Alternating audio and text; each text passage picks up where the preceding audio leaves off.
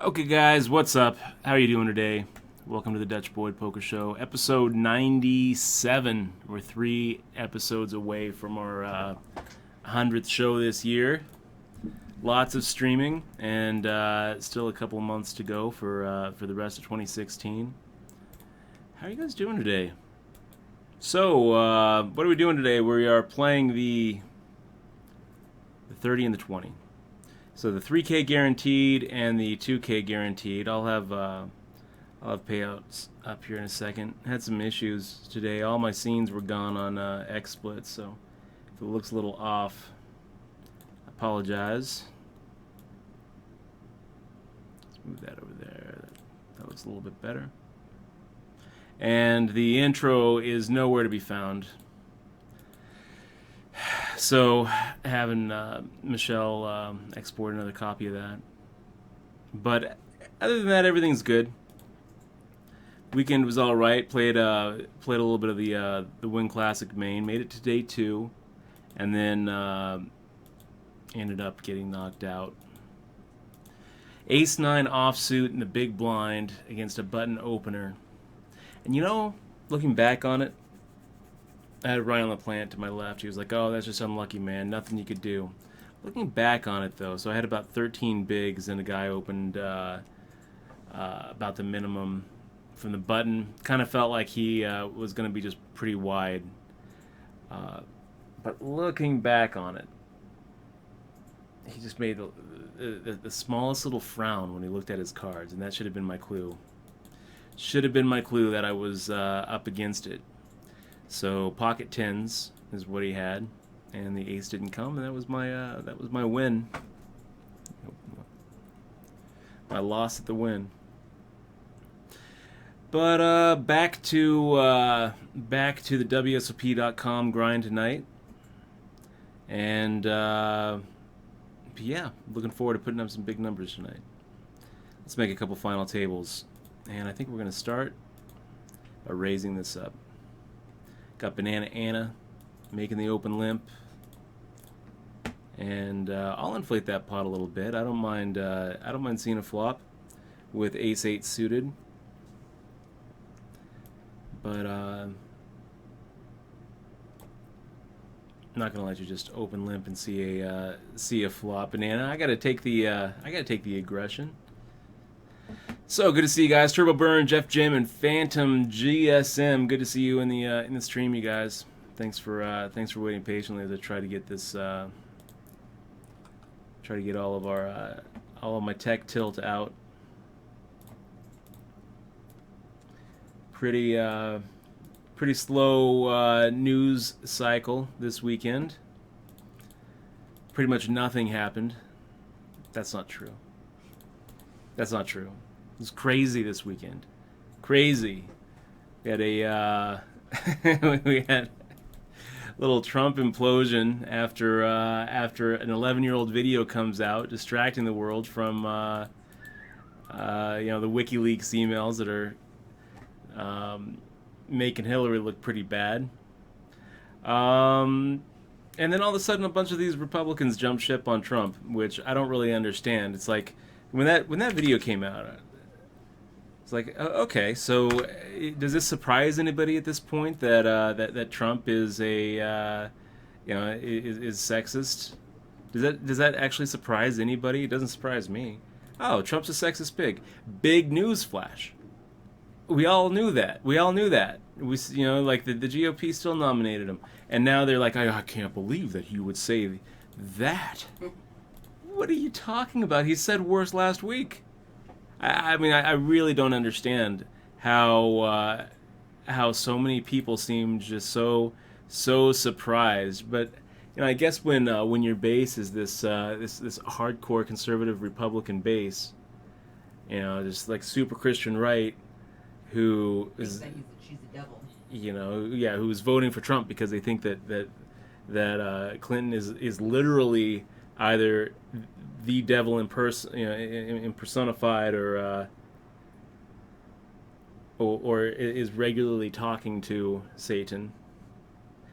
Then when your candidate comes out and says something like, "I'm gonna grab him by the pussy," you start wondering if you start questioning your whole worldview. Sooner Chris Poker, good to see you. 18 months in a row. Thank you very much. So that was pretty fun, and my favorite part of the weekend actually was watching the debate and watching watching the look on Anderson Cooper when he asked some of those questions. Hack a hand, you saved us from watching Independence Day 2. Oh my gosh, don't do it. Don't do it, Joe. Don't do it, Hannah. Whoever is like, thinking that this is a good idea, trust me, it's not a good idea. That was the biggest letdown of the year. Oh man. My two big letdowns this year, right up here, getting knocked out of the main event. Just above it, Independence Day Resurgence. Oh, horrible. Could have been so good. I remember really liking Independence Day when I was a kid. I must have watched that movie 5 or 6 times. It was amazing. I was like, oh yeah, Will Smith, he's gonna give him a virus. Oh, that makes so much sense. That would just be able to infect alien ships with a virus. It's awesome. And the president is flying, and it's just awesome. Yeah, that one not so much. I was watching I was watching a pretty good video, you guys, about the original Independence Day, and something that didn't make a lot of sense to anybody was Randy Quaid's character, right? So Randy Quaid's character, if you remember, he was the one who claimed to have been abducted by aliens, and he was warning everybody about the alien threat. And everyone was like, oh, that's just crazy old Randy Quaid. That's just Randy being crazy. That didn't happen. Aliens don't exist. And everyone really treats him with just like, they treat him like a crazy dirtbag. But then when it turns out that the aliens do exist and that he was telling the truth all along, they still treat him that way. And that didn't really make a lot of sense. But it made perfect sense at the time. It's like, oh, that's just crazy Randy talking about his abduction stories by these aliens. Well, I guess that actually did, but that's just crazy Randy.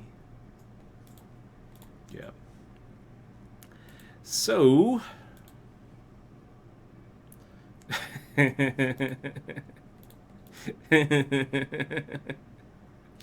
with Trump, you get what you see. You get what you see.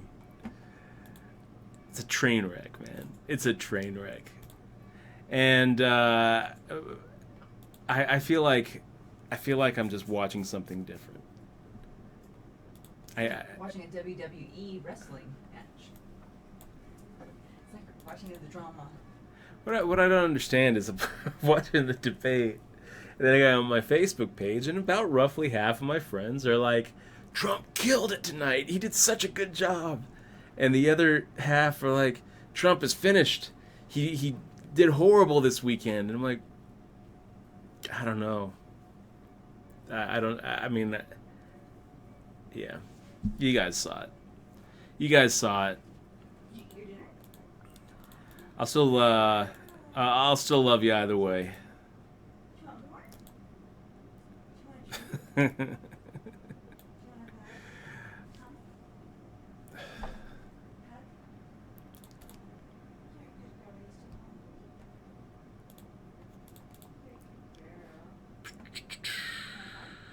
Michelle's not going to be on tonight, by the way, guys. She's cooking up some dog food for June.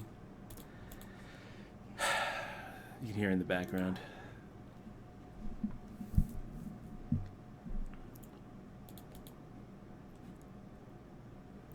So,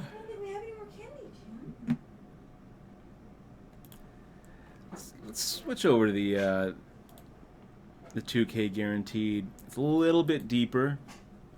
The rebuy period's going to end here in about 20 minutes. We're looking okay.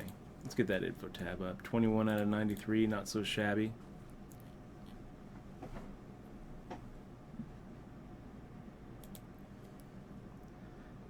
Jeff, that was my favorite look when Anderson Cooper was like, you realize that you were bragging about sexual assault. You know that, right?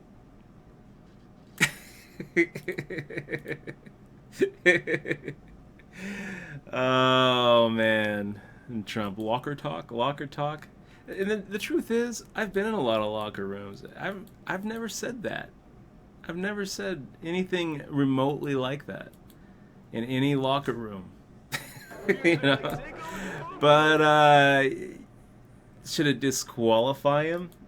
No, that shouldn't. There's plenty of things that should. But joking around with Billy Bush in a van. I mean, they're obviously pretty good buddies, and it didn't really seem like it was serious talk to me. And it seems kind of weird that 11 years ago, we're looking at a video from 11 years ago of things that are pretty much in line with things he said last week. It's pretty. It's just. I don't even know what to make of it. I'm so disappointed with our political process this time around, and I'm also tired of people saying that voting for a third party is irresponsible.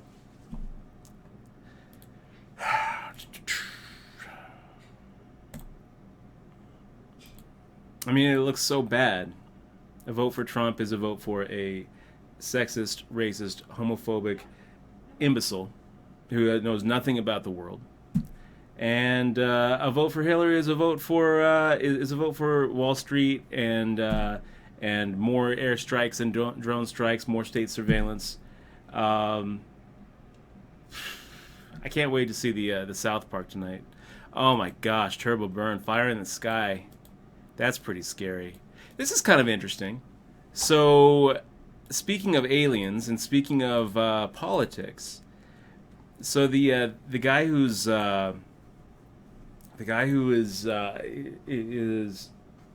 really at the head of all these email leaks, the WikiLeaks, a guy named Podesta. So it turns out that one of his big issues that he's been championing for the last 15, 20 years is for the government to declassify documents on aliens.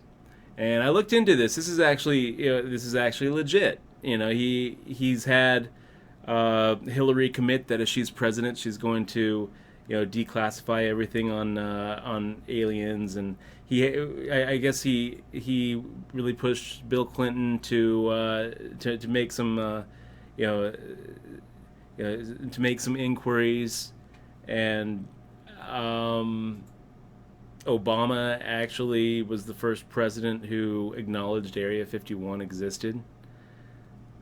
It was pretty interesting. He's so on this. Oh, the government's hiding it, hiding its files on aliens. And the people deserve to know.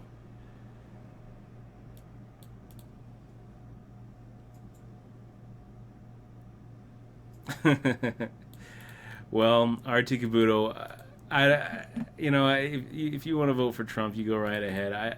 I don't really think that it should be close. I don't think it should be as close as it is. And actually, I don't think it is as close as people think it is. I think it's going to be Hillary in a landslide. But I'm a little disappointed, honestly, that such a high percentage of my friends are voting Trump Pence. You look at some of the crap that Pence has tried to push through Indiana.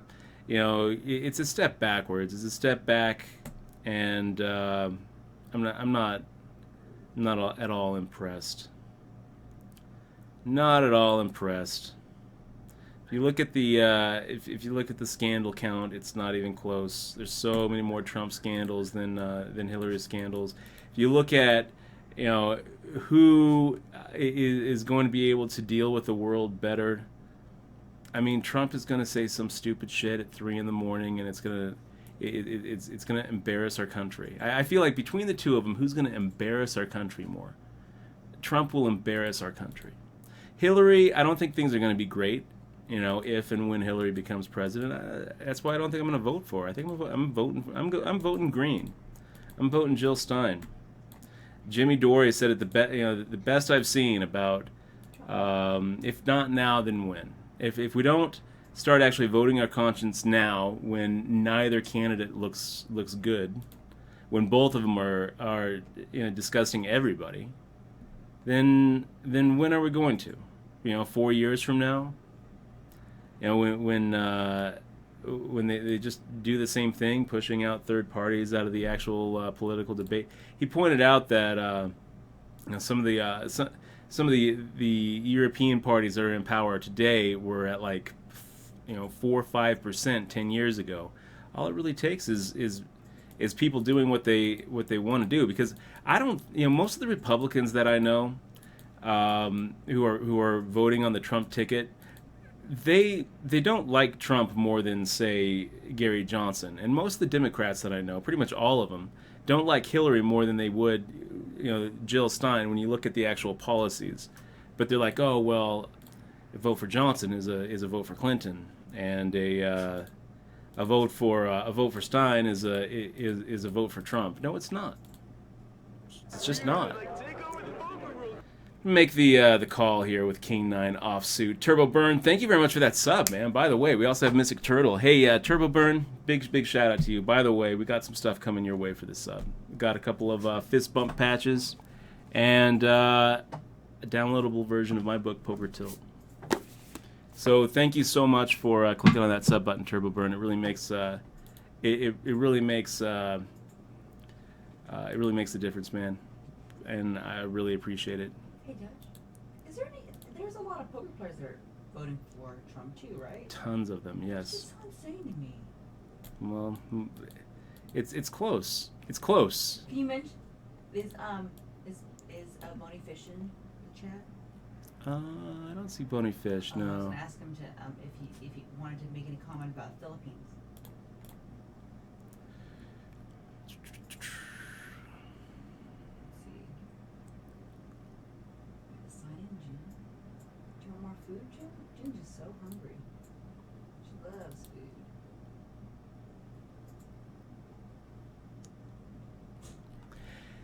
Yeah.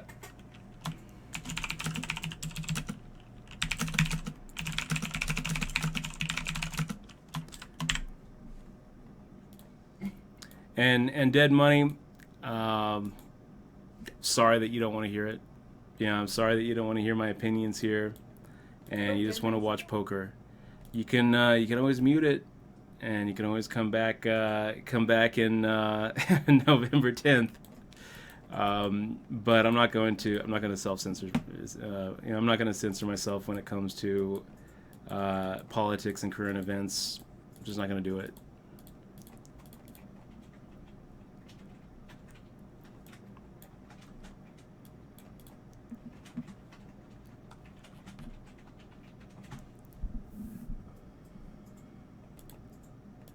You should talk about Philippines. You should show them that Philippine Miss America video.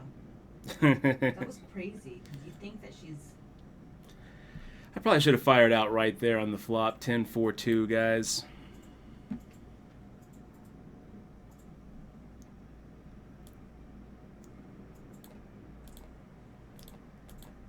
Sent. Do you want more food? Come on.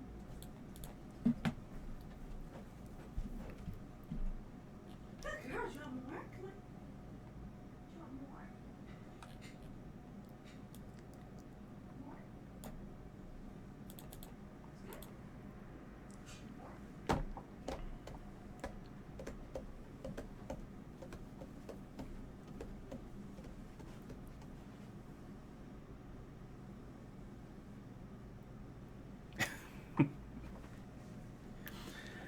All right, 7-3 offsuit in the cutoff against Kips, Fart, Sound On, and Jesse.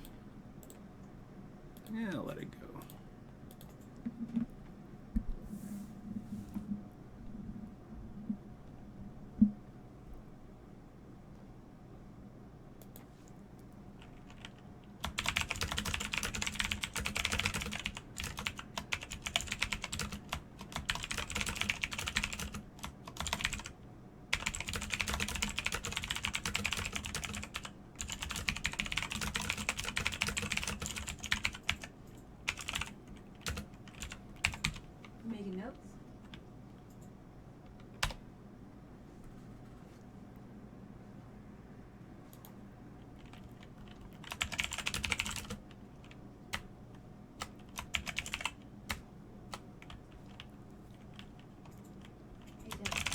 Yeah. When you type it, it's very loud.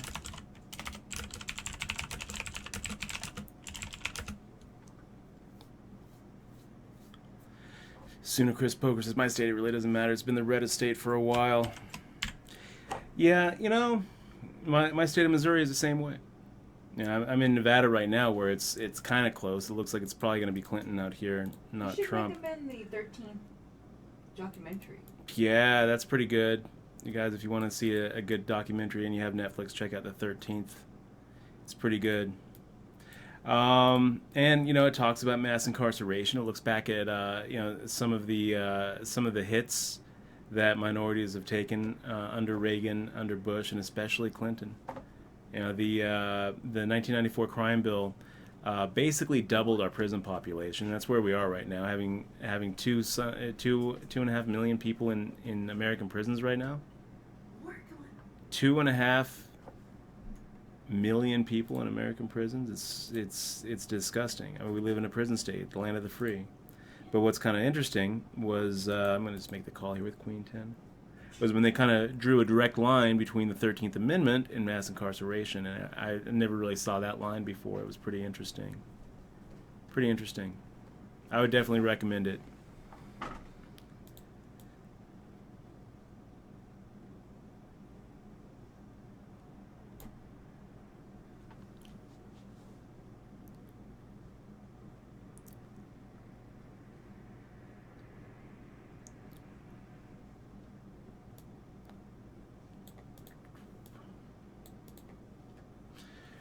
Oh my gosh, Scoob, sorry about that, buddy. Let me take a look here.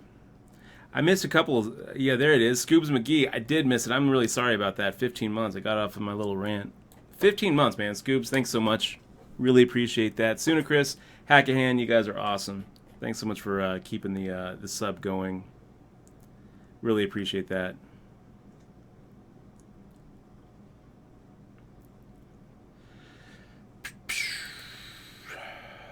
It just reminds me that it wasn't that long ago that so many people, like half the country, more than half the country, were behind, things like things like slavery, things like segregation, and you try to reason with somebody who is who is who is for slavery. It seems so obvious to the people who were against it at the time, I'm sure, and it must have just been maddening. And then you got the segregation in schools, and watching some of that footage from it wasn't that long ago. We're talking the '60s. So watching some of that footage of people just screaming and throwing stuff when they're trying to segregate schools, and it's desegregate schools. It's just like, wow.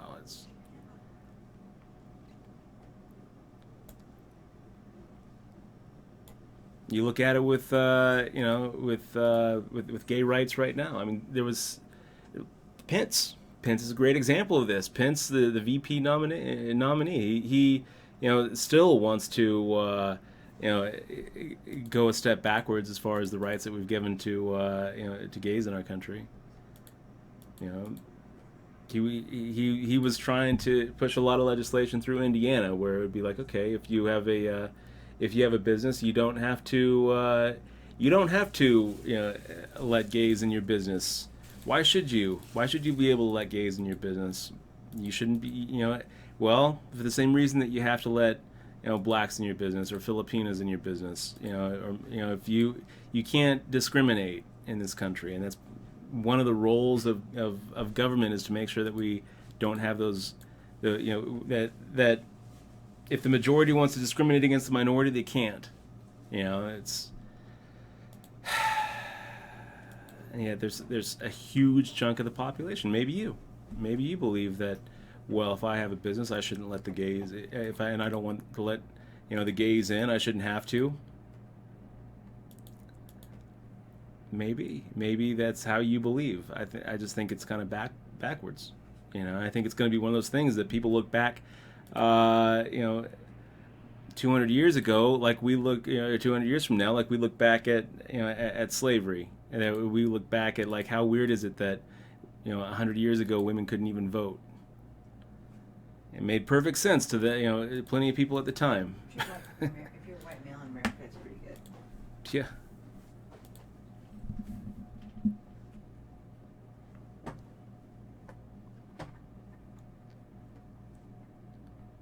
I completely, sooner, Chris. I agree with you.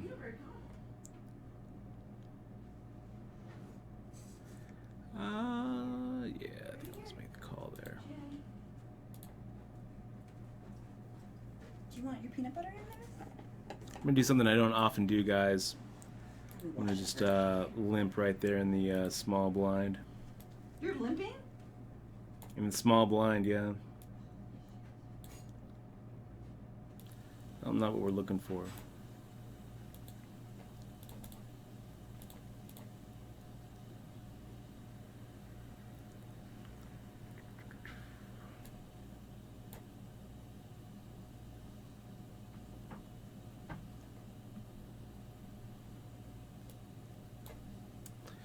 What's up, Pricey? Good to see you. Steven Rushing, by the way, 14 months in a row. Really appreciate that that resub. Thanks for keeping the sub going, sticking with the stream, man. Papist chilling out with us. Great to see you, Papist. And LA Sauce.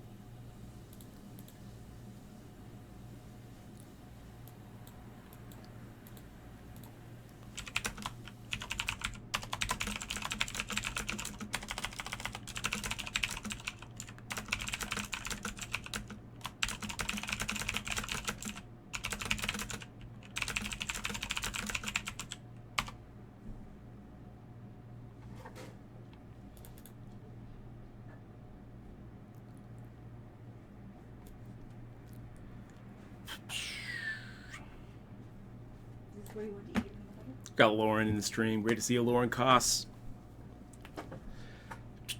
Lauren's coming through Vegas here pretty soon for Hackathon 2.0. Last year we took down the Van of Prize together, our little team. This is pretty cool.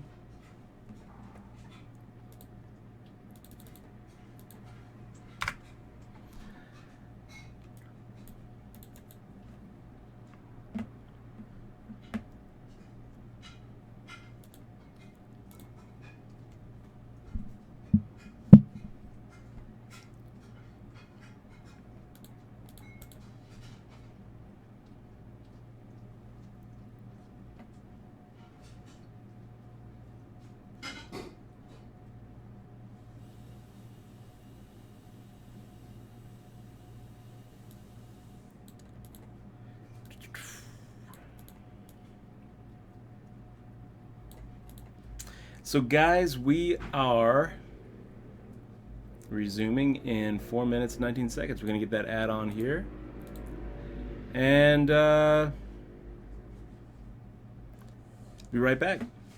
Don't go anywhere.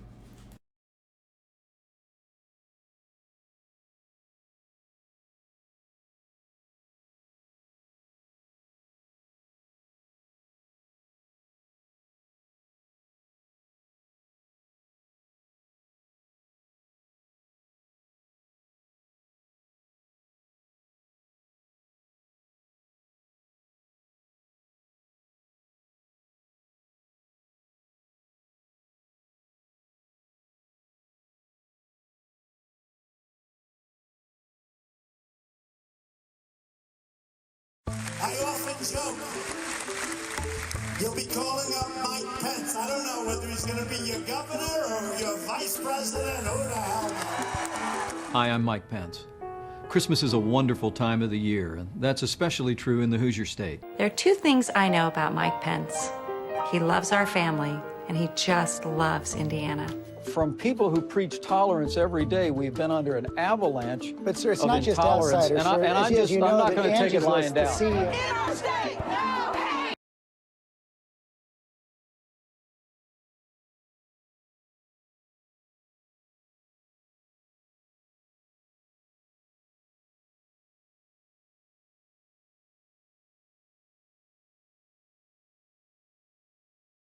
We are gonna like take over the poker world.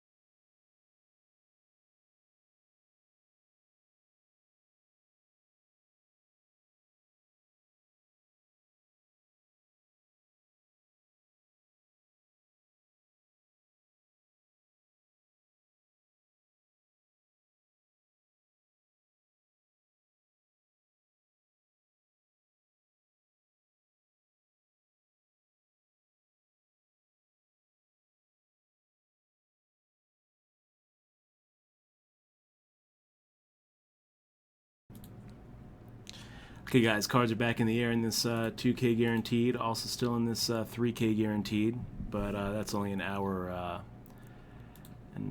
old. And yeah, by the way, Bitcoin Poker, welcome to Vegas. No, you don't need a Nevada license to play on wsop.com. You just need to be in Nevada. And like during the World Series, they take a bunch of signups right in the hall from people who are not from Nevada. You just need to be here. They check your Wi-Fi. So it's really easy to get set up. You just go to wsop.com, and if you go to the site from a Nevada IP, I think that it loads up a little different than if you go to the site from outside of Nevada or Delaware or New Jersey, and it just asks you to download the software. You download. There's lots of ways to deposit, including PayPal. Lots of ways to get money in. And if all else fails, you can also just go right to the cage at the Rio, and you have to initiate the deposit first, but then you just drive down there with a number and give them cash. Same with withdrawals. I'm pretty sure that they have cash withdrawals right at the Rio if you need your money like within a few hours.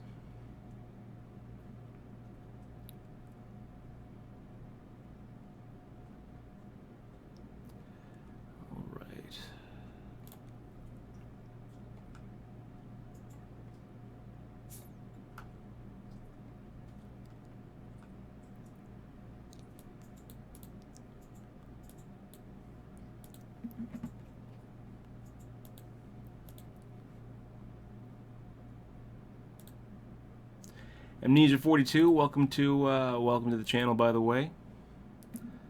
Asking for Dear Abby advice. What is he asking? Dear Dutch, how do you keep the spark alive in long relationships? I struggle with time and routine. Tell him that he has to listen to his girlfriend. You gotta listen to your girlfriend. So that's how you keep the spark alive. You gotta listen to your girlfriend. And do things together. I don't know. I find that that playing together helps. Playing games, video games, whatever. I feel like that helps quite a bit. I don't really have a good answer for that. It's not. It hasn't really been hard for me. Just because, I'm not so sure that that like if it's just a spark, then it's hard to keep going, but. Starts out, super strong. I don't know. No. I'll tell you what it is. I'll tell you what it is. Michelle's going to I'm comment. going to say, but I'm not going to go on stream because I have no makeup on or nothing. But you guys have to keep in shape and be healthy so you guys can keep up with each other. Once you start getting lazy and you guys are not being productive, that's when it starts going down. All right. Like going to the gym, exercising, being healthy, do things like hike. Play games together. Buy her flowers. Cook her dinner. Give her a nice back rub. I think a good diet, though, does help. Okay. And exercise. And a beard. Oh, man. So hopefully that was good advice for you, Amnesia, and saved your relationship. You're welcome. It's funny. I don't know. Invite us to the wedding. WFKS 714 months in a row. Thank you very much, man, for keeping that sub alive. Really appreciate that.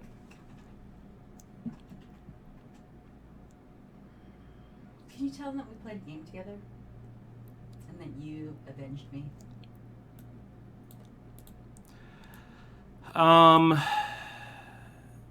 Yeah, so Michelle tried to drag me out shopping with her the other day. I wasn't having it. I was like, no, I don't want to go. I'm not shopping. I hate shopping. So she calls me from Barnes & Noble. We still have a Barnes & Noble here in Vegas. And I guess they have a bunch of things on clearance. She bought this game called Pathfinder Adventure Card Game. And I don't know. Would you recommend that game, Michelle? I recommend that if you are familiar with RPGs and you have the time, just like if you have 3 days, then yes, I do recommend it. If you have 3 days and a good imagination, I mean it was a good game, but I prefer real games. But it was fun. It's all right. It was kind of like it was like the wording is sometimes I felt like I was confused. it was like Skyrim if you don't have a computer. Is what it felt like. Yeah, it's awesome. It was like an old school pen and paper role playing game. If you for the lazy man. Basically what it was. It wasn't even lazy. That's what's scary. I know. It took like 3 hours to set up. I mean, it was. And then 3 more hours to beat it. I don't know if I would recommend it or not. Really? Well, we have an extra one to sell. Anyone if they would like it. She bought 2. Yeah, because they were like. Well, I mean, $15. they were like but heavily also, discounted. yeah. I figured these in 10 months.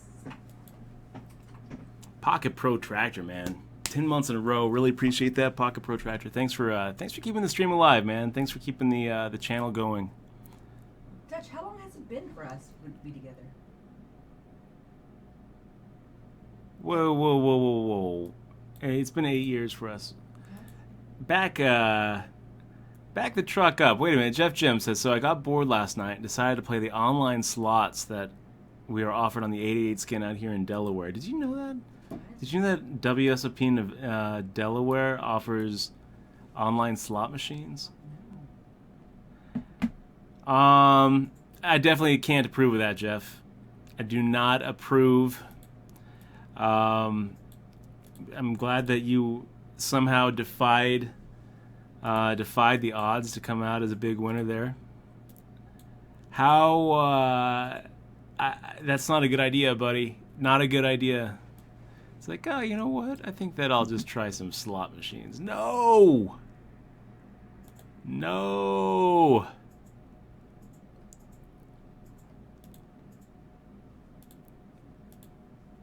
Don't approve. Okay, making the raise here.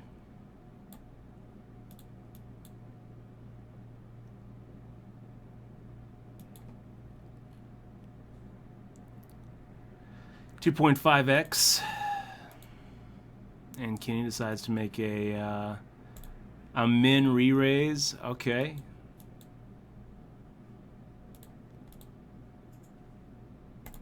Well, we'll see a flop. That's the flop we're looking for, you guys.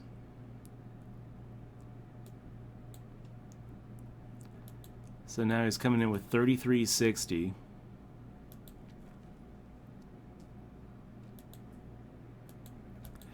I don't really think that there's much danger in giving a free card here, so I'm going to just make the call and get ready to call the rest of it on the Turner River.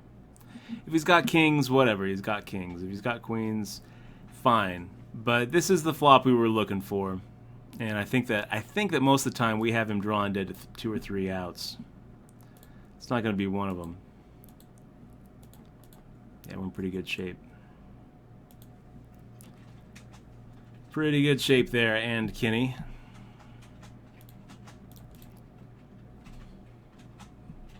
Nice 4-bet.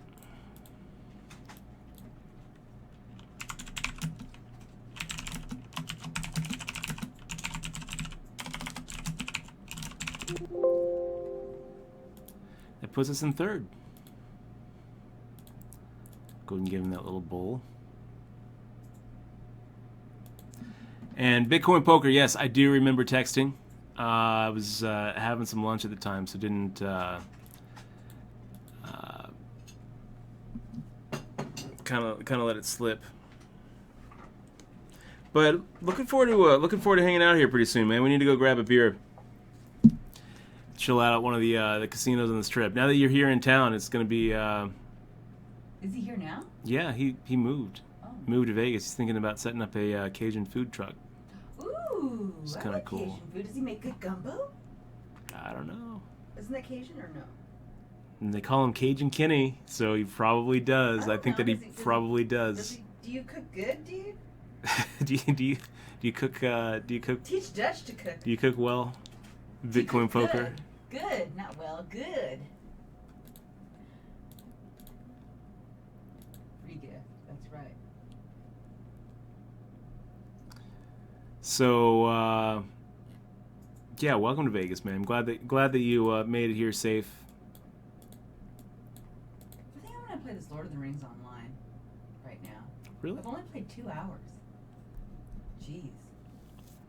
It's probably all right. There goes and Kenny. Getting in there with, actually, you got it in with the best of it. Actually, I'm gonna play this Hobbit game real quick. I don't know. I gotta find some more. On the website, actually. I mean, Sound On decided to go ahead and... How did that go? So, Sound On limped, and Kenny made a min raise with ace-4 off.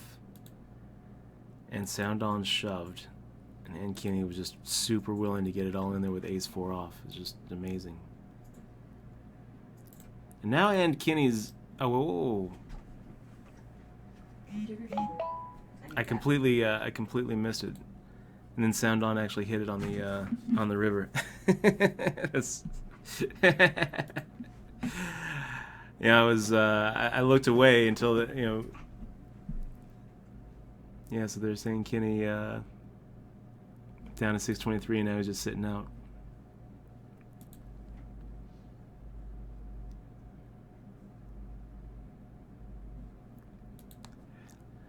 All right.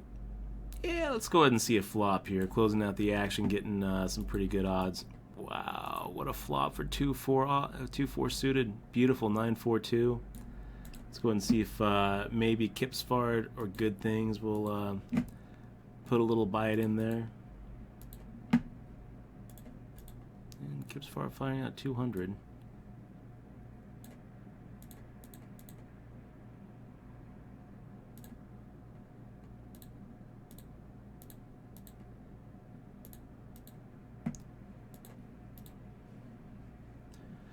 See if he can't. There he goes.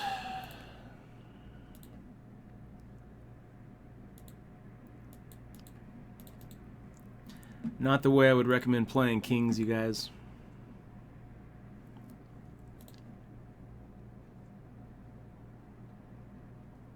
So Bitcoin poker, let me give you a little pro poker tip about where you can go to find. Oh, by the way, like a fool, just sub Twitch Prime. Thanks so much for throwing that Prime sub our way, like a fool. Thank you, man. Really appreciate that.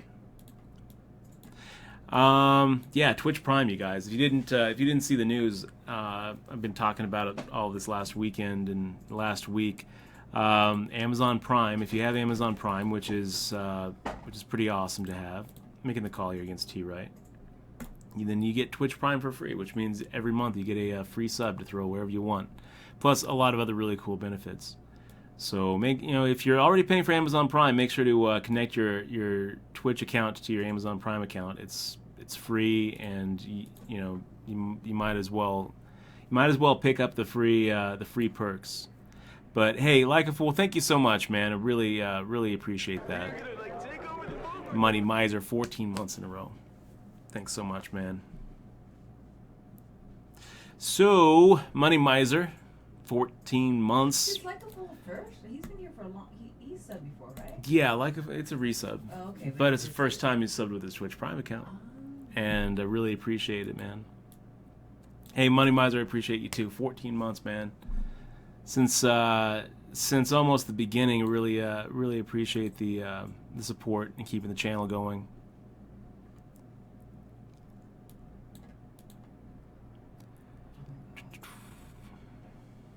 So Bitcoin poker, let me show you. It's still pretty early in the tournaments here, so let me just load up. Let me load up the old web browser here.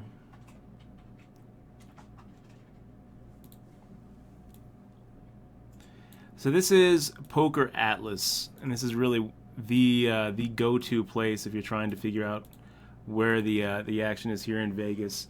You go ahead and click up here on Nevada online poker rooms. It shows some the online, let's see, tournaments, upcoming tournament schedule.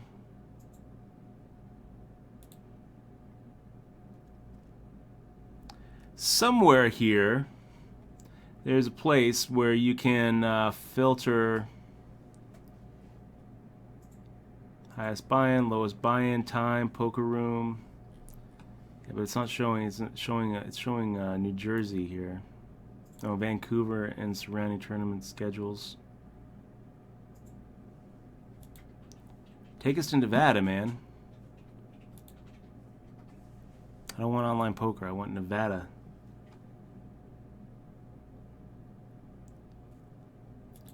Here we are.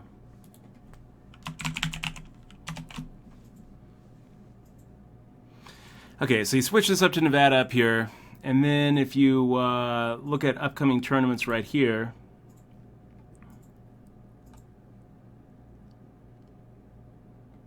it's going to show you everything. And if I remember right, there's a way to actually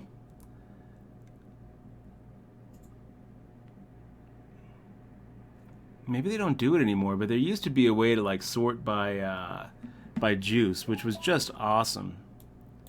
It was really cool. So you could see you could see like what the lowest juiced tournaments in town were. I don't see. It looks like maybe they changed the way that they're presenting their tournaments, because I'm not seeing that anymore.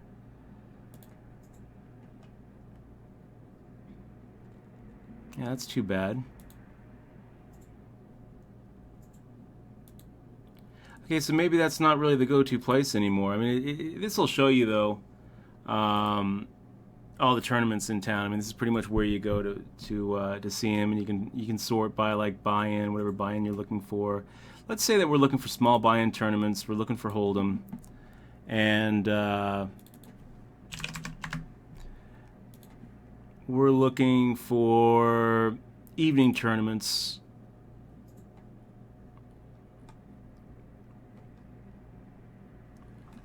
That's what we got. Still doesn't look at that though. It doesn't show. It doesn't show the rake anymore. So that's kind of lame. I wonder why they changed it. It was perfect. It's perfect. You could just sort by the rake, and it was like, oh wow, look at that. Maybe they don't do it 'cause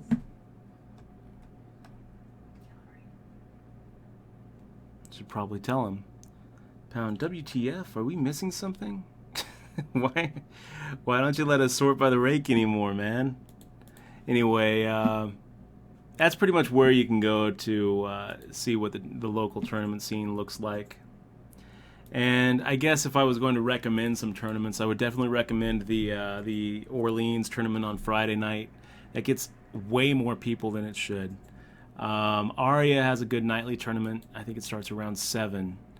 The Rio has some pretty good like noon tournaments and also late night tournaments, because they quite often miss their guarantee.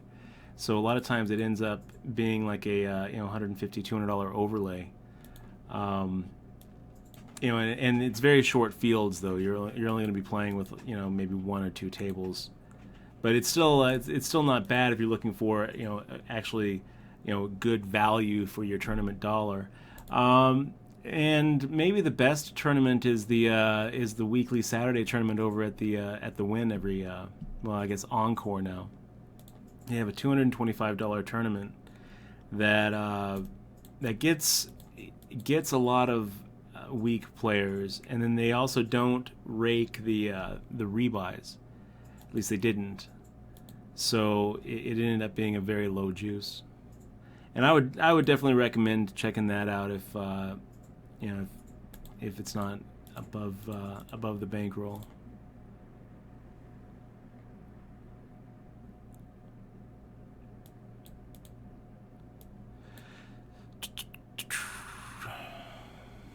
This is episode 97? Yeah. Oh, okay. Yeah. By the way, Chinch Dog, so there's no difference between subbing with Twitch Prime and subbing normally for me as a broadcaster. If you have Amazon Prime, then what you want to do is you want to go to twitchprime.com and follow the steps to link your Amazon Prime account to your Twitch account. I don't think it even has to be like the same email or anything. It doesn't even have to be the same name. So if someone who isn't on Twitch has Amazon Prime, you could probably like a family member or something. You probably take their perks and use them. So yeah, twitchprime.com I think is pretty much where you go. Yeah, boy, Casey chilling out. Good to see you, man.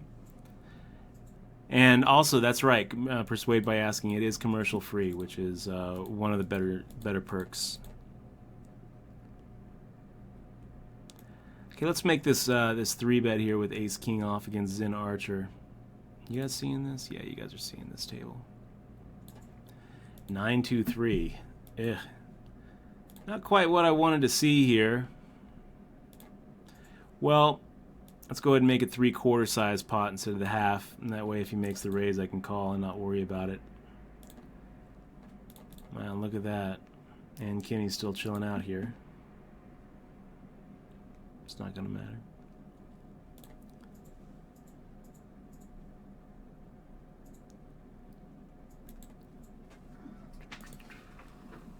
And hey, Dead Money, I'm not quite sure what our Thanksgiving plans are. I'm not sure, but definitely love hanging out with Nate. And if you're gonna be in town, buying, sounds not so bad. A buffet for Thanksgiving. Easy. All right, so we got another raise here. Let's go ahead and go for 2280.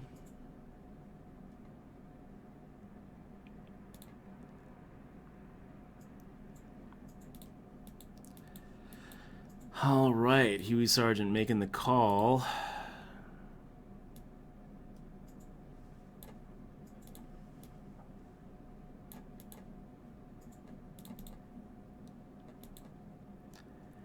And it's kind of looking bad now. I don't know. What do you guys think?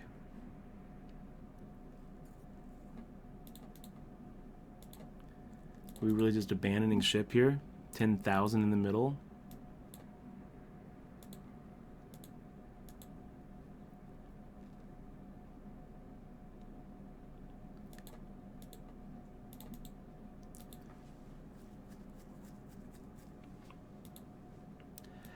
Yeah, let's do abandoned ship. Yeah, nice hand there, Huey. This is why you have the bony fish on you, Huey. Because of moves like that. Because you are rushing to just give away your chips. We've got so many notes on it that just says spewed, huge spewer. Made me kind of very, very close to actually making that call with our ace high. Instead, I wussed out, made the fold, decided to live another day.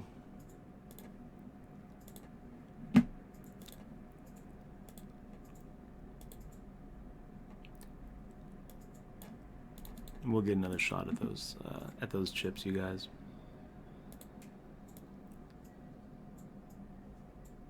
Can I show you something, Dad? Yep. I know you want to get them chips, but I gotta whisper you something. All Very right. important.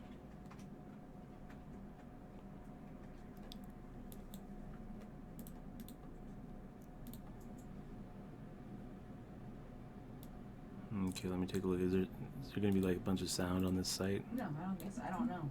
Maybe. Oh my gosh, it's awesome.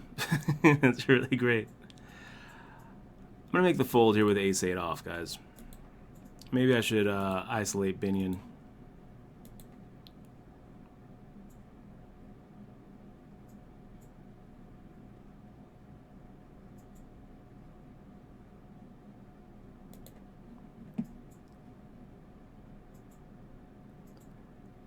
Oh, this is great.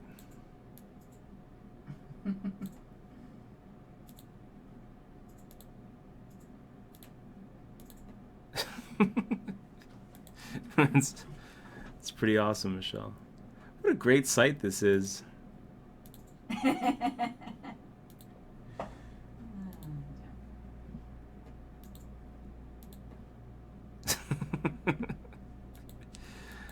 Oh, man. Jay Rigoni, good to see you.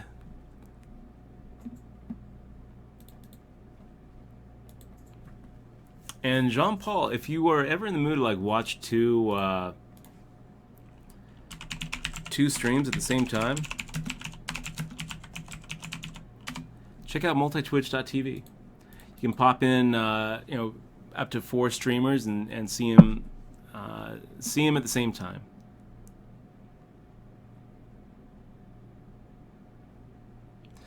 Bitcoin poker. If you have a Cajun food truck roaming around Vegas, not only will I help you get the word out, I'll come in for some gumbo. No doubt. Every day. Every day. Okay, not every day.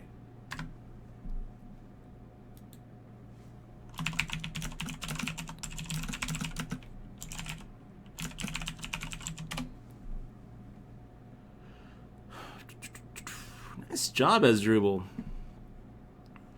1400 on the PokerStars 1650 bounty. Really well done, man. Doubled up the bankroll. Nice job. Not an easy thing to do. Make the fold. And ace is up. What is the strategy when you get a monster stack early? Donked off a big one yesterday. You know, I don't really think that it's going to change that much if you've got, we have a big stack right now, right? We got over 100 big blinds, but I don't really think that if you have, let's say that you have like 200 big blind stack versus 60 big blind stack, I don't really think that the strategy should change that drastically. You know, you're still trying to accumulate chips. That's rule number 1 of the tournament. It's not about survival, it's about chip accumulation. And it only, the only times when you really need to start thinking about survival is when your stack is so short and you're really close to the bubble. You know, that's when you really need to, where your EV is so wrapped up in the next, in that payout jump. And then when you get to like the final table with kind of a short stack, a lot of times ICM is going to start rearing its ugly head, and you're going to have to start looking honestly at your expected value in the tournament, like what a fair price is for your tournament life, and realize that a lot of that EV is tied up in just making 1 or 2 jumps. So when you've got a huge stack early, though, you don't really have to worry too much about ICM or survival. You're still just trying to accumulate chips.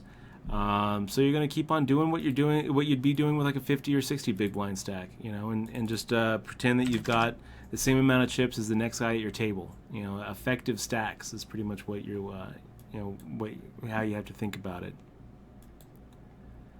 And let's see, Chinch Dog. I don't think that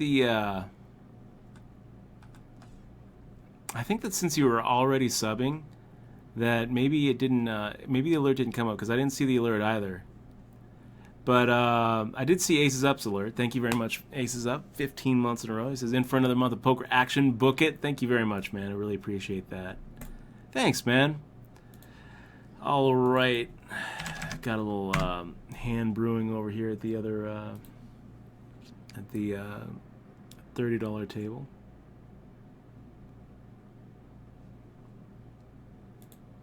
Ooh. So Odd Eric making a check raise. And I'm not going anywhere, Odd Eric. Let's go ahead and call and get the rest of it in on the turn just in case he has some sort of combo draw or heart draw.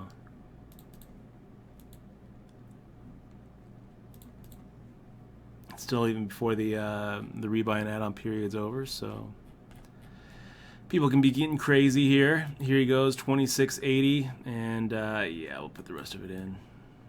Hopefully we're not up against an ace-8 or ace-5 or set of 5s or set of 8s. I mean, there's a lot that can beat us here. Ace-8. Lame. Nice flop there, Odd Eric. Let's get that rebuy in right quick. Okay, let's switch back over to the 2K.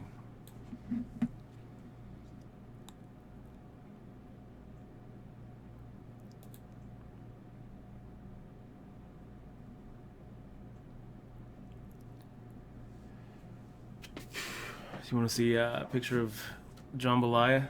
It's right here, Judge. I was looking for it. I can't find it. Yeah.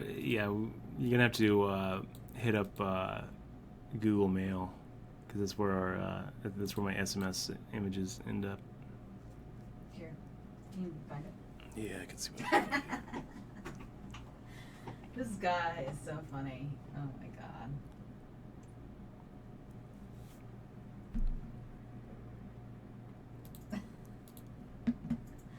This guy's great.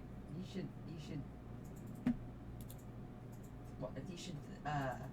watch this later, babe. Later.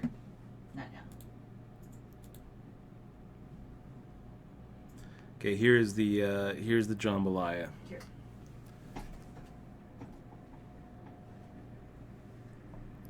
It's really good. Oh, so good. I'm hungry now.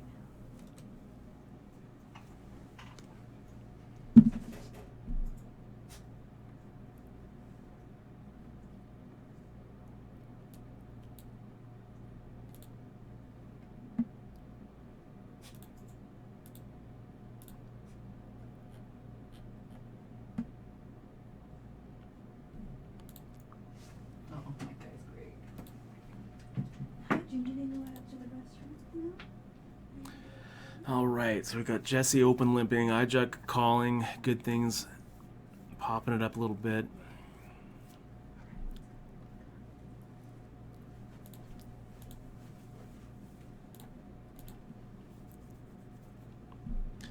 Yeah, I'll make the fold.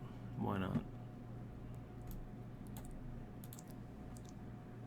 It's tempting to make the call though, because if I make the call, I think Jesse calls and iJuke just calls. So we're looking at like 6-1, making the call with random suited cards.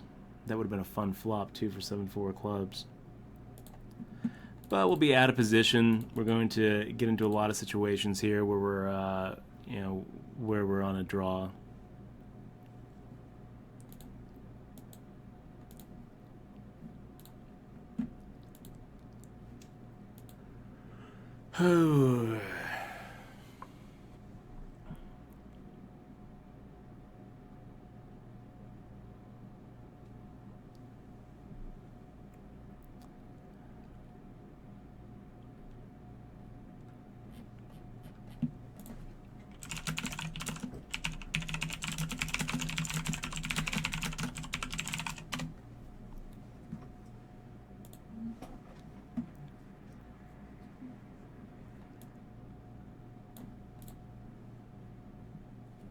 Good things, just making the shove for way too much.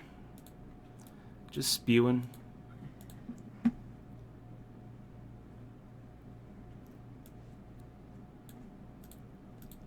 And Huey Sargent, look at this guy. Look at this guy making the call there with King Queen. It's just like, what are you doing, man? You got this spewer who's just making a huge overshove. That pretty much means that he's got a pocket pair or ace king. So either way, you're behind with your king queen offsuit. How do you make that call when so often you're going to make the call and good things is going to be showing ace king and say, I guess it's a race? Nope, it's not a race. You have me completely waxed and dominated. How do you make that call? I don't know. Because it's Huey Sargent. I should probably not even give Huey Sargent the bony fish. I feel like you should just get the bull.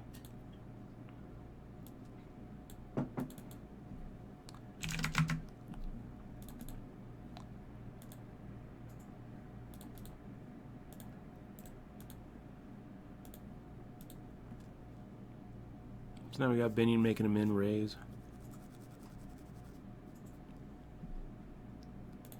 How close are we here to the rebuy period?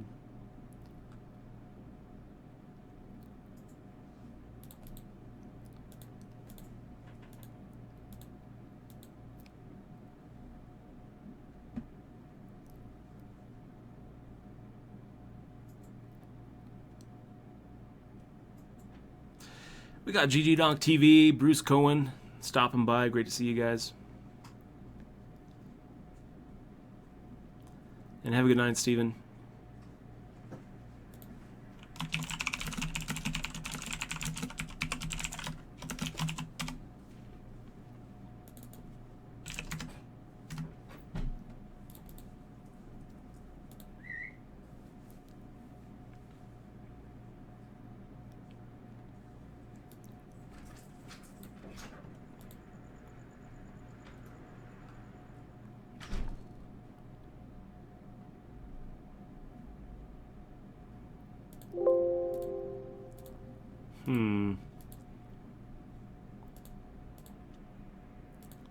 Let's go with a little 2.5x here against Ragnouts. Ragnuts. Just makes a really quick shove. All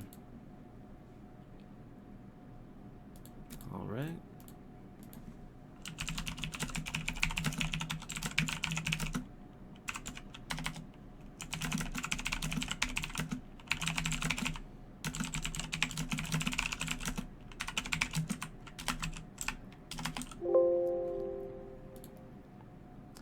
I guess it's all in time for this table. Everyone's looking at their hands and thinking they everyone's looking at their stacks and feeling short, you know, with 40 big blinds.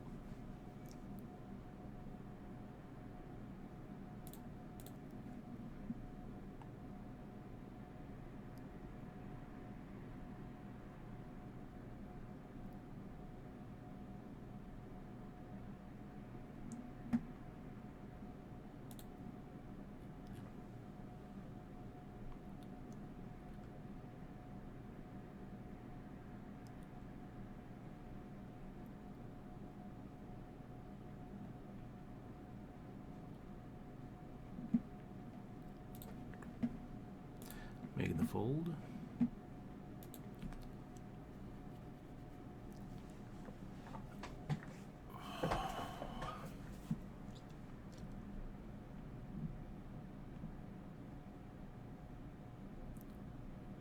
Jay Ragonis has been working on my Hearthstone. Glad to hear that. Glad to hear that you've been turned on to the greatest game in the history of games.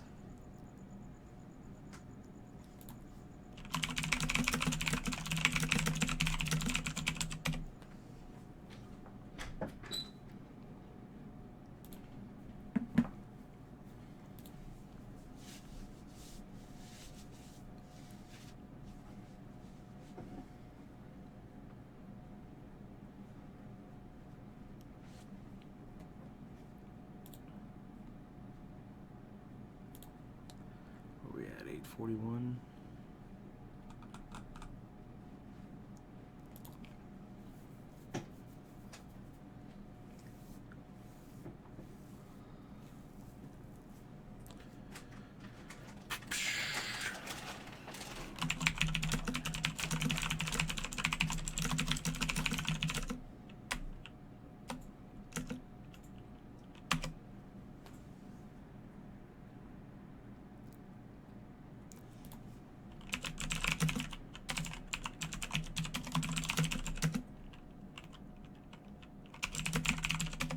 You just have to click the sub button. Well, he's already subbed, Oh. so he's trying to figure out, I guess, how to renew with the Twitch Prime. I'm not quite sure.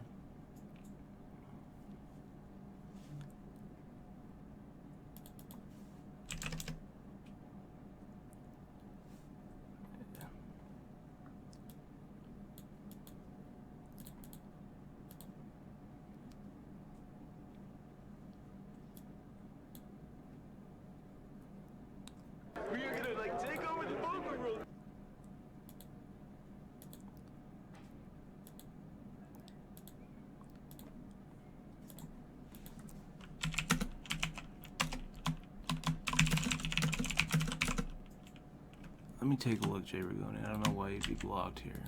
Oh yes, you have to whisper him first. Is that how it works? Yeah. Or he has to be your friend or something.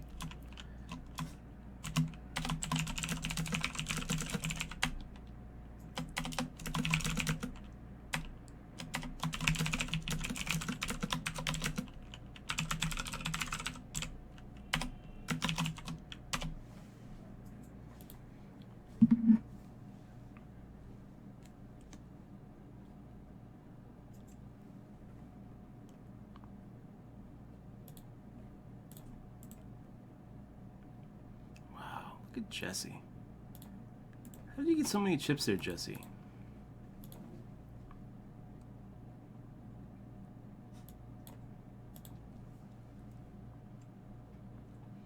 Jesse makes the call. Flop is 5, 10. Ace. We could definitely do worse than that. Let's fire out.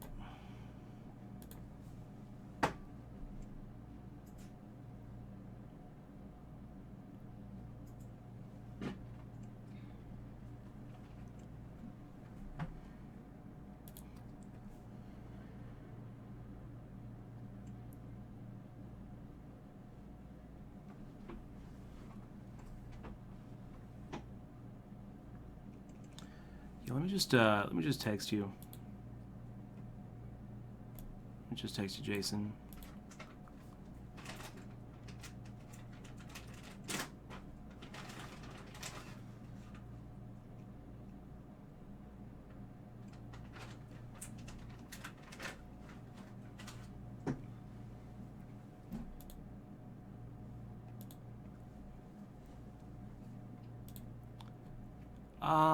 Okay, Ragnut's making another min raise. I guess this time I'll just make the call. Try not to get blown off this hand.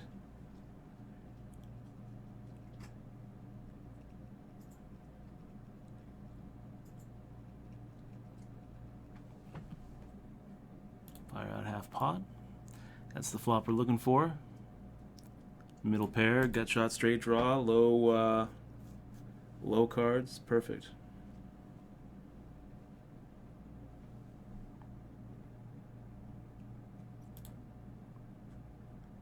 I feel like we're getting set up here. I don't think so. I think he's just making calls with ace queen, ace 10.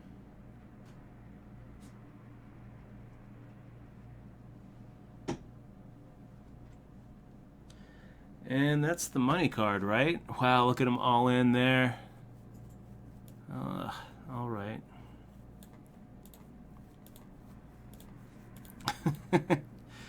Nice hand. Nice hand, Ragnuts. Figure that he was bluffing there? I guess he must have been bluffing. It's so weird when a guy makes a shove like that and you're looking at it thinking, well, what am I calling you with? It's not beating you. Ace 5? I don't know. I don't know what he's thinking there. You know, he actually hit his 6. If ever there was a time to just go ahead and make the check, induce a bluff from, diamonds or something, like a busted flush draw, or like an ace 2, that might be, that would be it. God, that was ugly.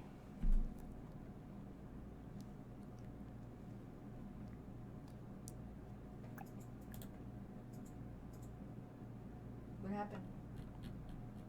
Bad things to you? No, pretty good things. Oh, here. If bad things happen to you, I sent you a picture.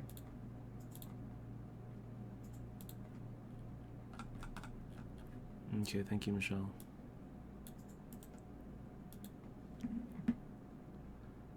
Oh, that does cheer me up. It's a puppy picture. That's just painfully cute. It's just painfully cute, Michelle. All right. I gotta share it. You guys should probably see this. This is the kind of stuff Michelle sends me when we take the beats. But you didn't get beat, though. Did you? He's wearing a little do-rag. Let's That's cute. Well, we got beat in the 3K. Ace Jack, all in pre-flop and pocket threes is like, I call. I got pocket threes. Nice call.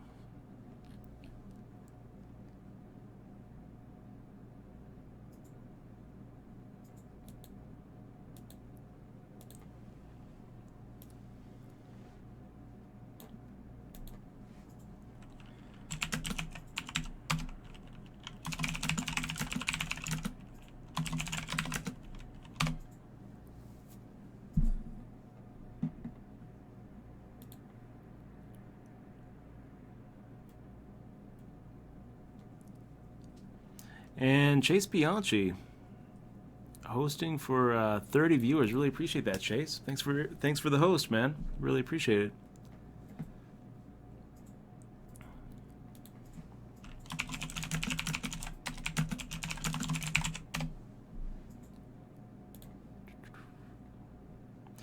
Six more minutes before the rebuy and add-on period is up in this 30, which has sucked for me so far. Has sucked. The ace queen versus ace 8 hurt, and then we had a little ace jack versus pocket threes confrontation. So in for a few more bullets than I'd really like.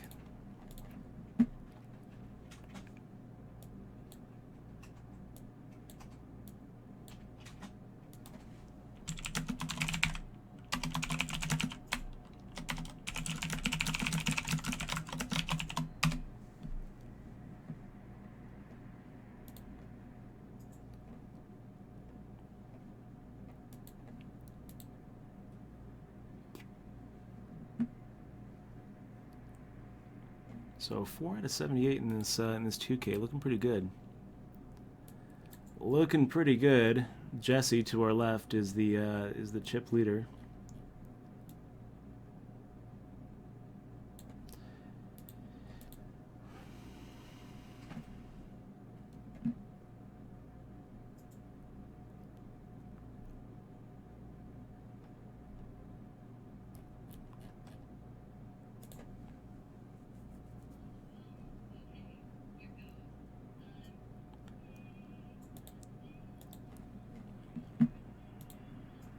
Good looking out.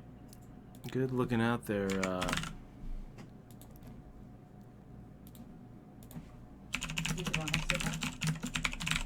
Got the wrong date. Didn't update the date.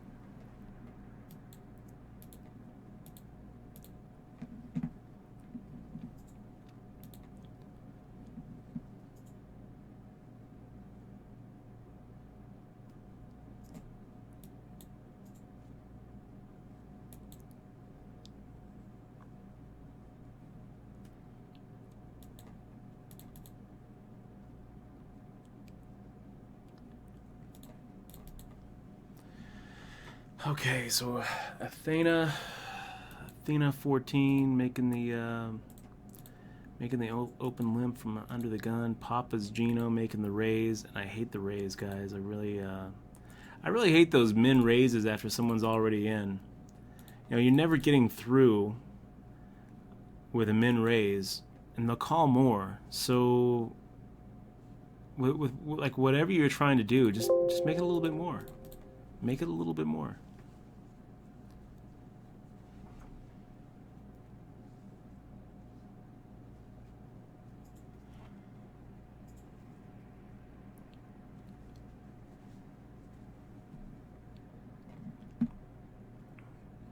Bitcoin's up this week, by the way, you guys. I don't know if you've been paying attention to the spot price of Bitcoin, but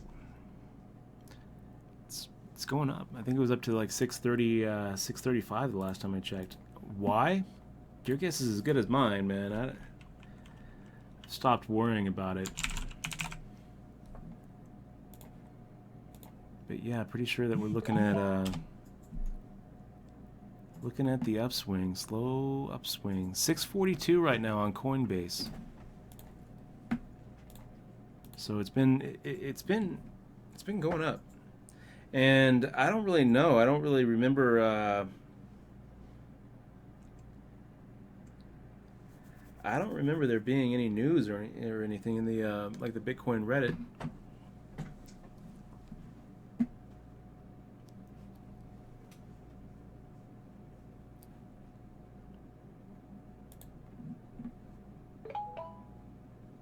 So I can't really point to a reason.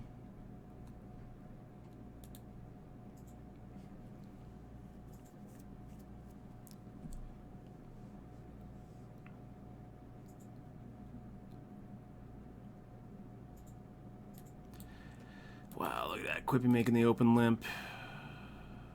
We can raise, we can call. Let's just make the call. Invite a few more people in here with the club flush draw. We get the club flush draw. Now we got I unlock 4-5 suited. Firing out a pot size bet. We got 12 outs twice. Ugh.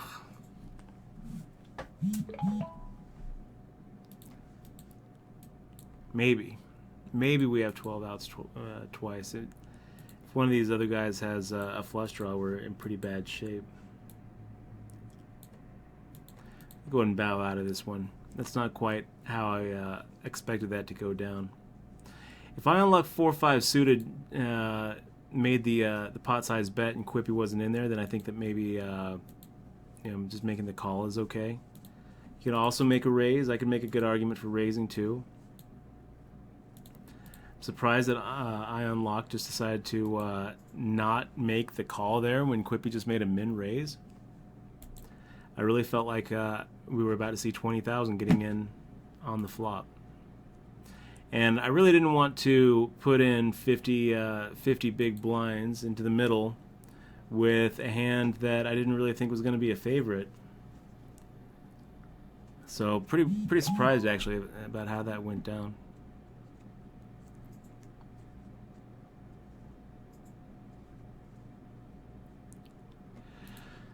All right, guys, we're on another break. Oh, nice! I get 10. Let's see if I got $10 from Coinbase. Okay, I'll see you guys in just a little bit.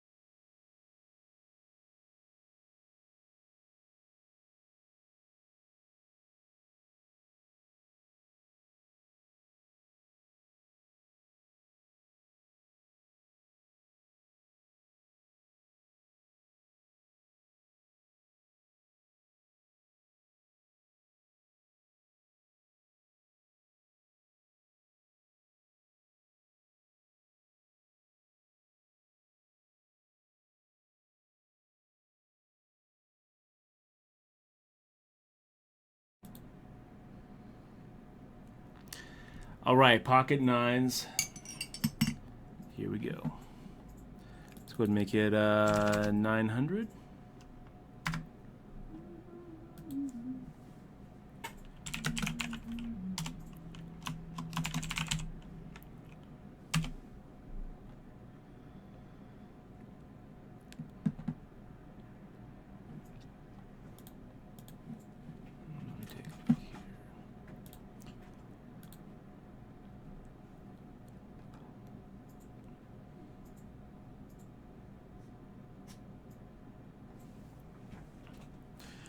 And Brickle Bink.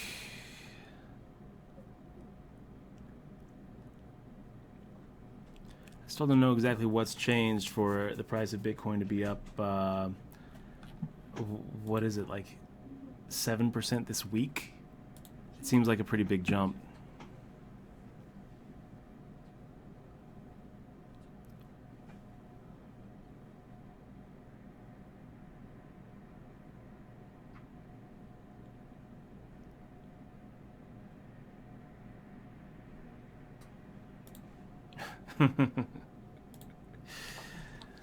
Oh man. Okay.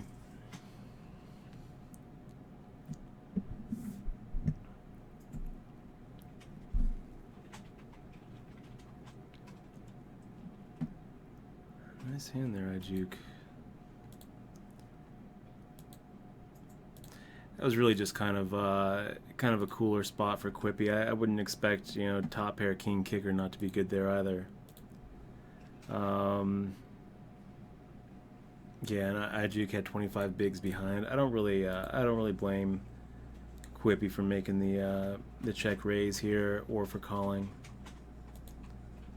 I feel like it was a little bit big of a check raise. A little bit, you know, I would argue with the sizing.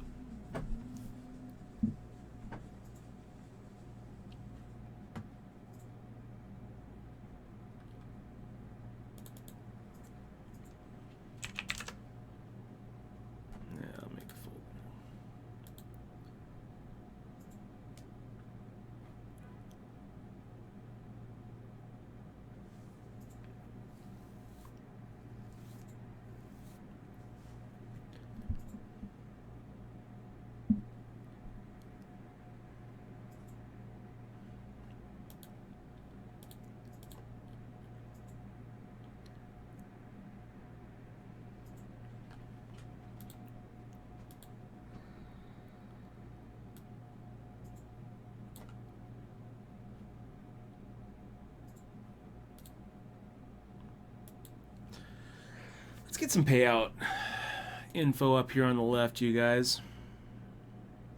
8 out of 72. Places paid 15.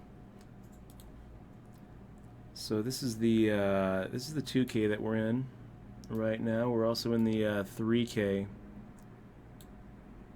Look at that up right above the 2K.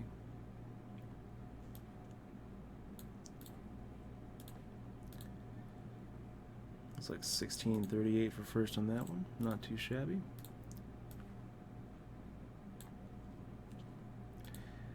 And Athena now making a raise, getting 4-1. Yeah, let's see it. King 7 on 8-7-2. Pretty good. Pretty good, Athena. Are you going to go ahead and c-bet? I would. I would definitely recommend c-betting here, Athena. No matter what you have. She does. Oh my gosh, look at this. 3,300 into a 2,500 pot. Wow.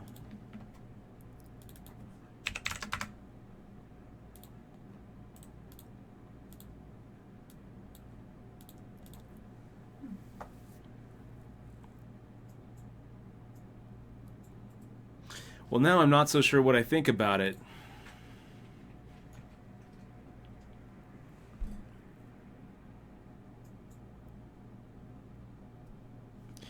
I mean, I'm expecting Athena to fire out somewhere around 1,200, 1,300, half pot. Even like a full pot size bet, I'd still think, yeah, we're probably ahead. But, I mean, shoot. 150% pot starts thinking that maybe my King 7 is no good.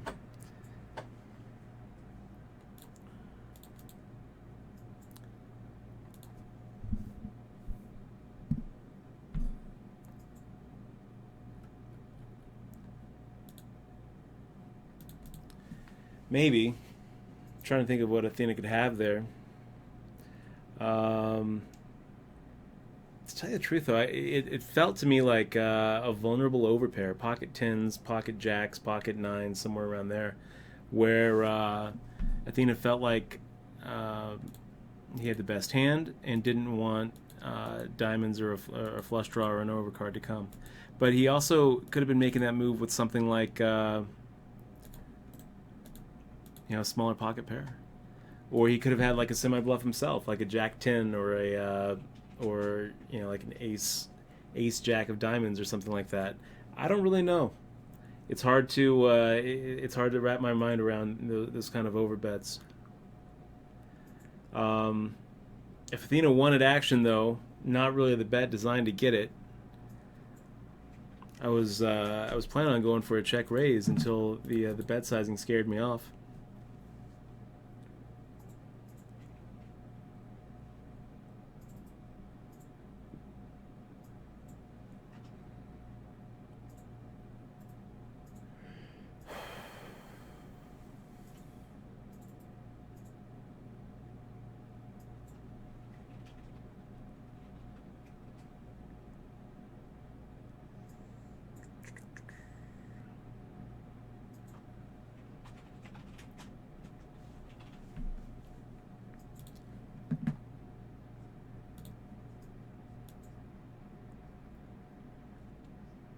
That right here.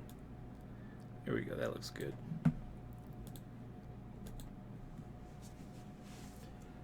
All right. I just found something pretty cool. What'd you find, honey? There's a way. Let's see. Hold on. This is pretty interesting.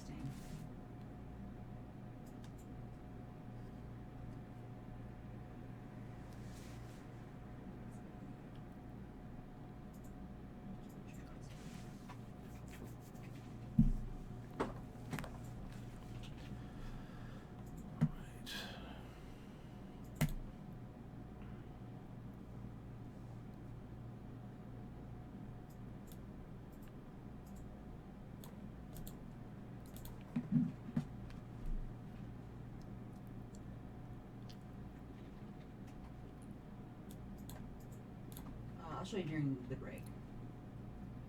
Well, I guess I can show the stream it, I guess.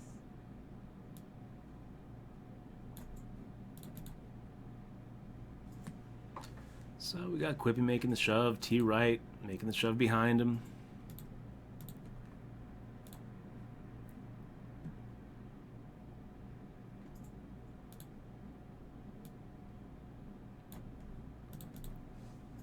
He's king and nines.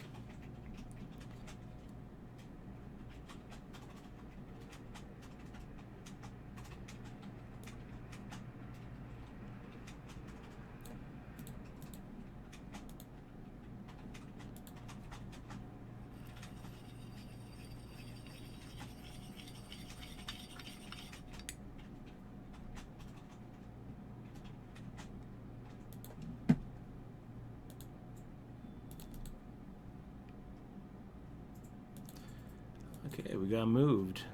So now we got Poker Cat to our right, J-Chag to our left. A couple of other recognizable faces here.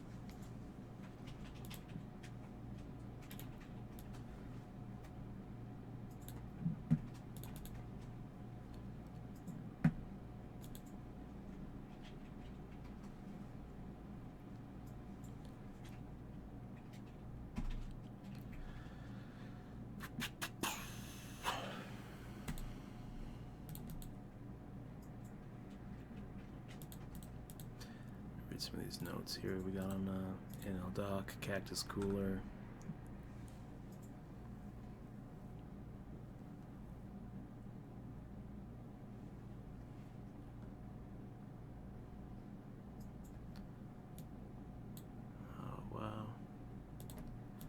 All right. Now we actually have a legit hand. Going in for 1100.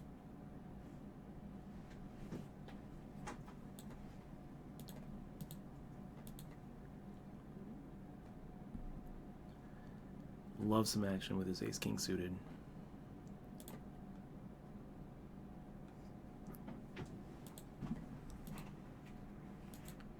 So Randy Savage making the call. Attack also making the call.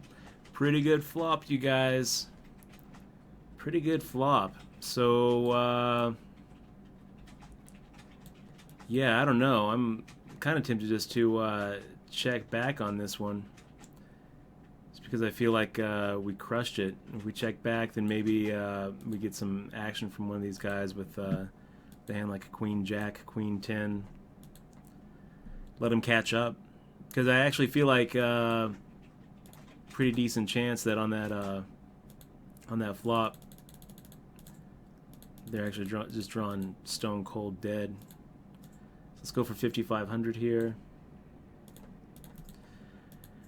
Queen of Diamonds gives these guys a little bit of a draw, I think.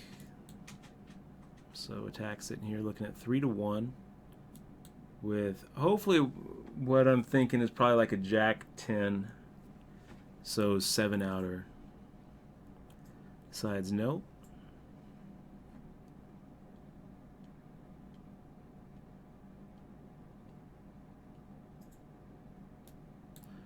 What are you talking about here, Michelle? I just found money. What is this? Okay, when mail comes to you and you don't get it, it goes to the state. And I have 2 checks, and you have one too. What? The state, yeah, dude, it's legit. It's legit. Are you serious? Yes, you have like $10, and I have like $20.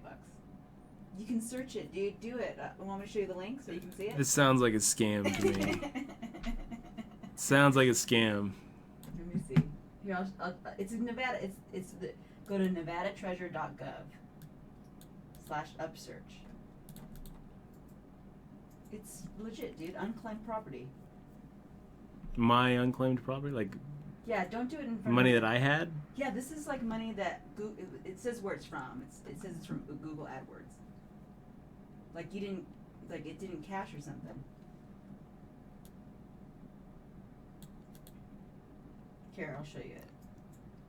Here, I'll whisper it to you. This link. I just found this out. What the hell? This is what I do in my spare time. I find nickels and dimes. So it's yeah. I mean, a .gov search that's going to be pretty legit. Huh? No kidding. Yeah, go find. $30. You can go on a different tab and search your name. You'll see. All You right. have one. I was surprised. You put your first and last name. Just you should do your fake name too, maybe. Yeah, you have one right there. You have a claim. What are they?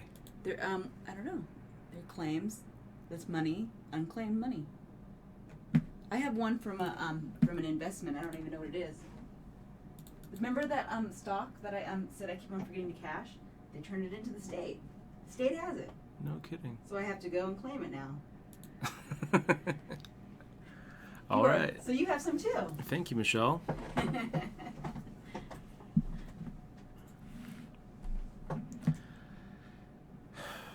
So Turbo Burn, yes. My brother has $10. You can look at everybody. You can do it in any state. So Turbo Burn asked, is it true that online games are tougher than live games? And absolutely, Turbo Burn.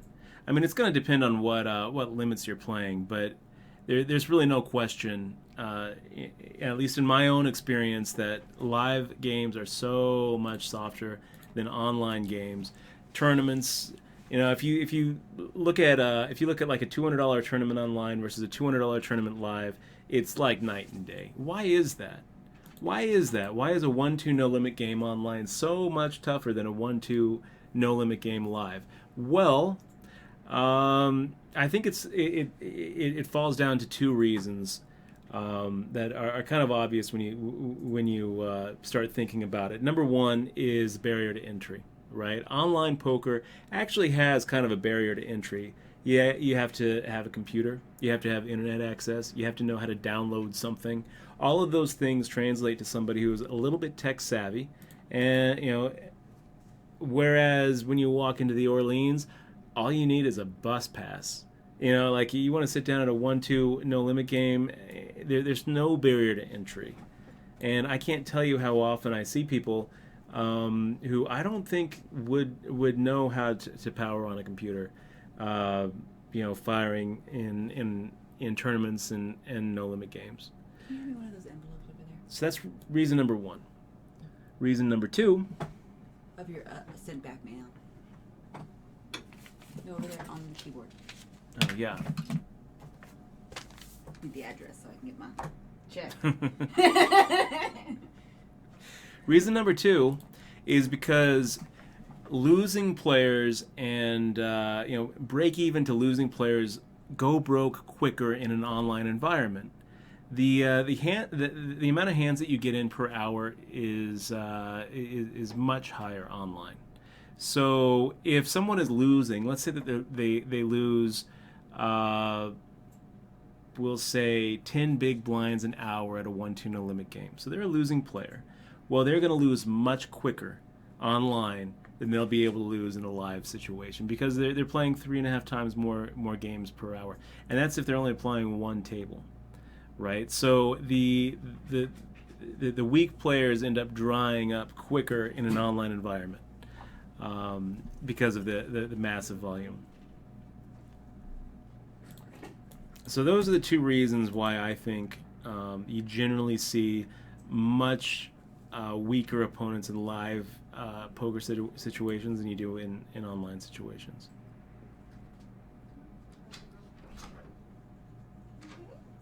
What's up, Hayes? It's good to see you.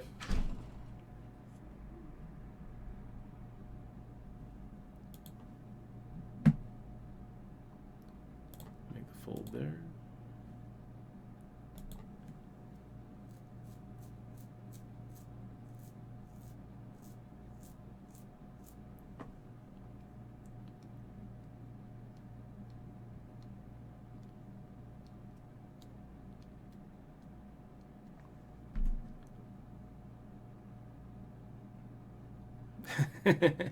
Bony Fish, great to see you in the stream. I didn't see you there, man.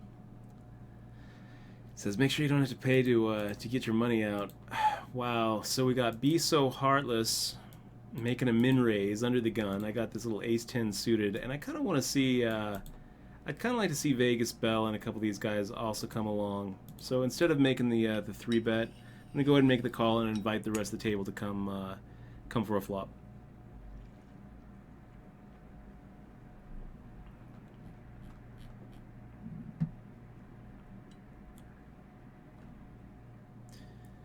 Quite what I wanted to see. Really wanted to see attack and Vegas Bell coming in. I wanted to see like a King Queen 5 with 2 clubs.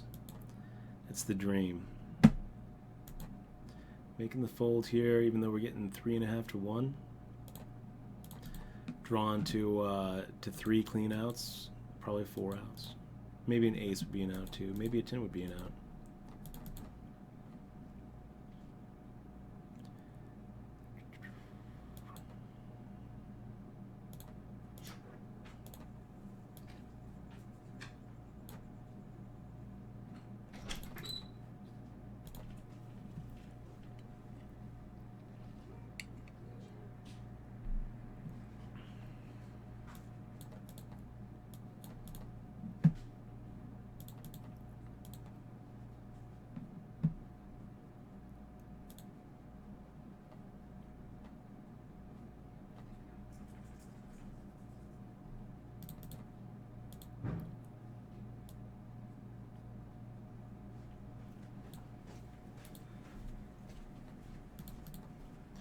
Wow, that's another good reason.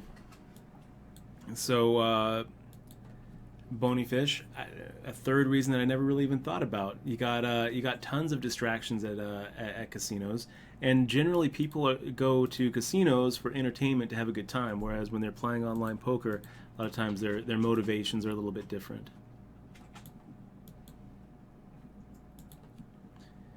You don't see, maybe there's a lot of people who are drunk right now that we're playing. That could be, You know, there could be a lot of people who are just completely wasted, just hammered, sitting there, just like... It could happen. But it does seem to happen a lot more at casinos where they're just handing out free drinks to everybody.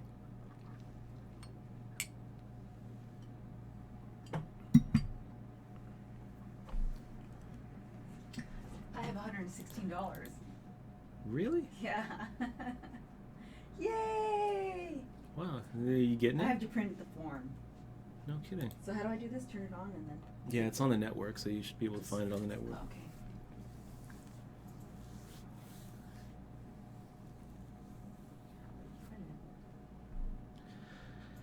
Nice hand there, J-Chack.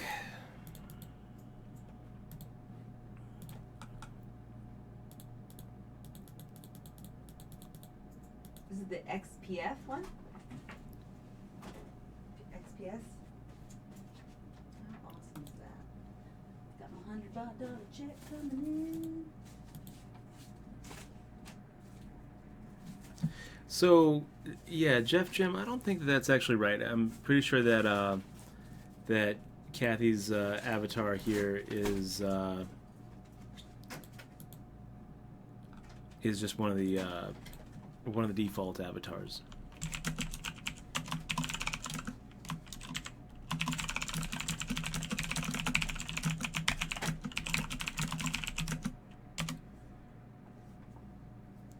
Okay. I mean, here she is on the other table, and it looks like, yeah, it just looks like a default avatar. I think that I could change mine to look like her.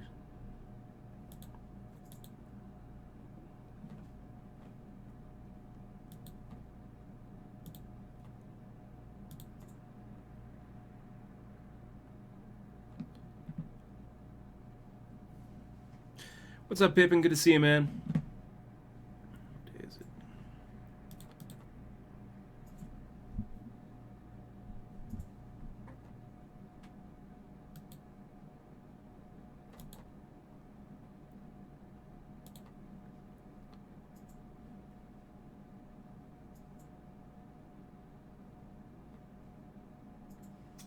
It's just saving it. It's not printing it.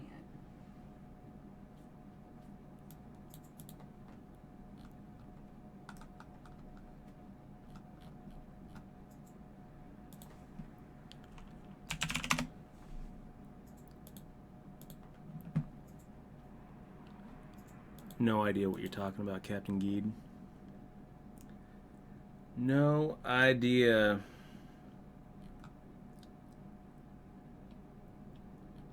It's one of those things that are lost in translation.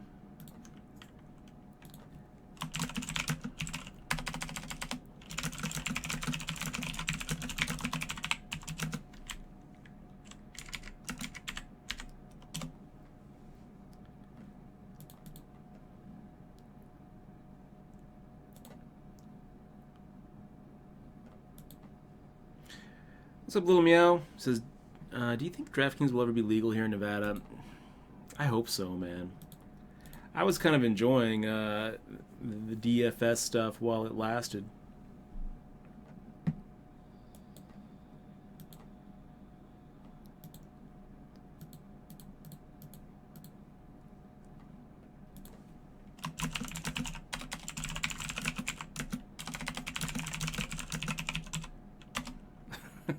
Yeah, I was wondering the same thing there, Jeff.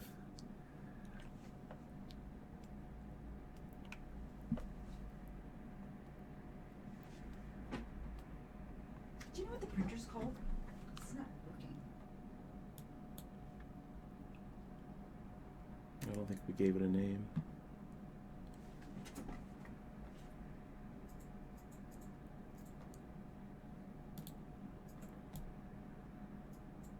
If you want to wait until after the stream, I'll print it off for you, Michelle.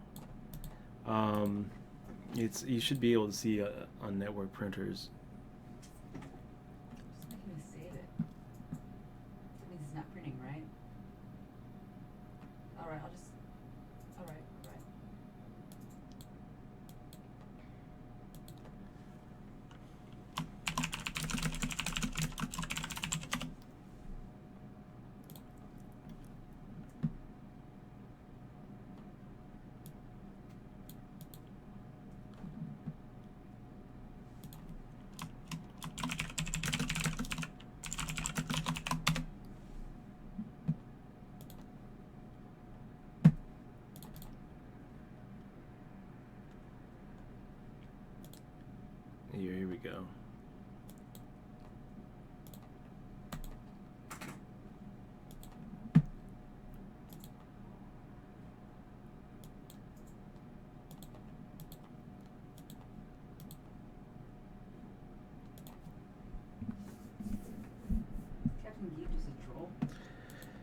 Yeah, pretty much.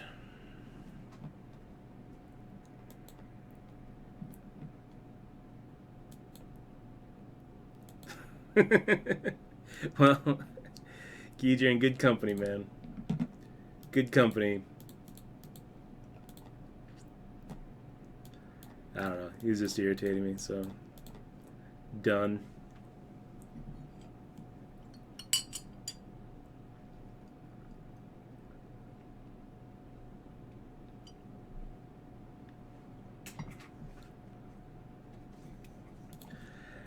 Airball asking Dutch, help me understand, does 5-card PLO really exist in casinos?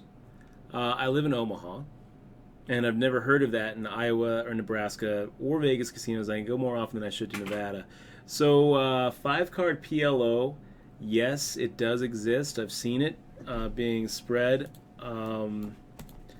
It's usually not something that you're going to see except during the World Series of Poker, where they'll have a couple of 5-card PLO games going. And then they also have Big O, which is 5-card PLO 8.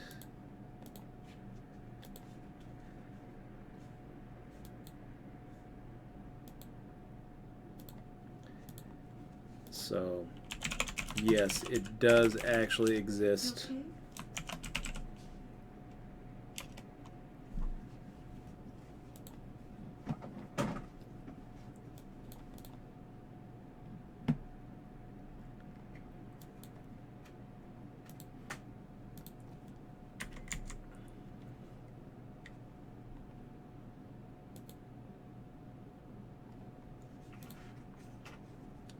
Okay. This guy is just seeing everything, isn't he?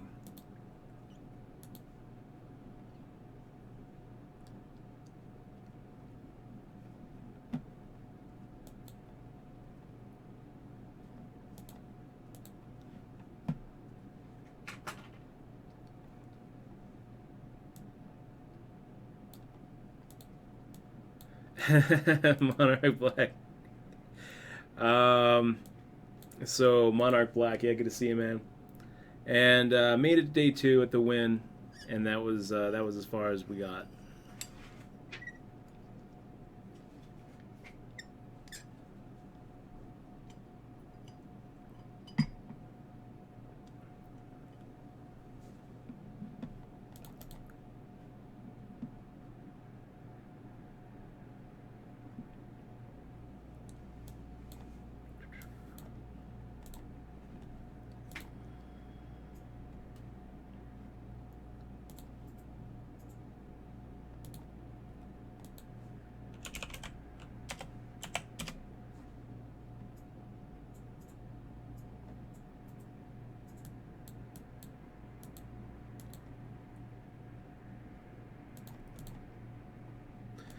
Let's see it. Queen 6 on an 8-5-4. Nice flop.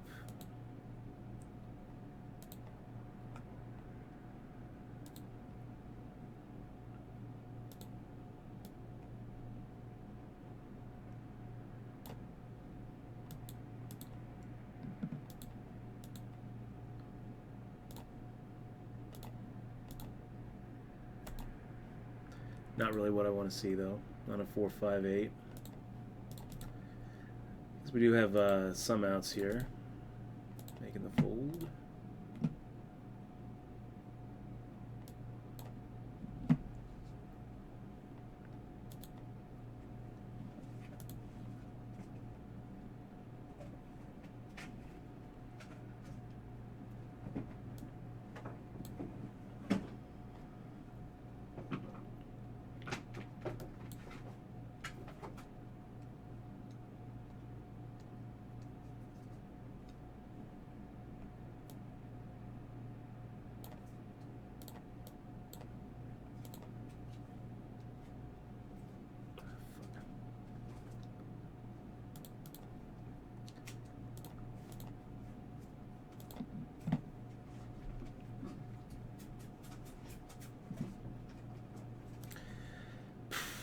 This 3K guarantee is going down the drain pretty quick.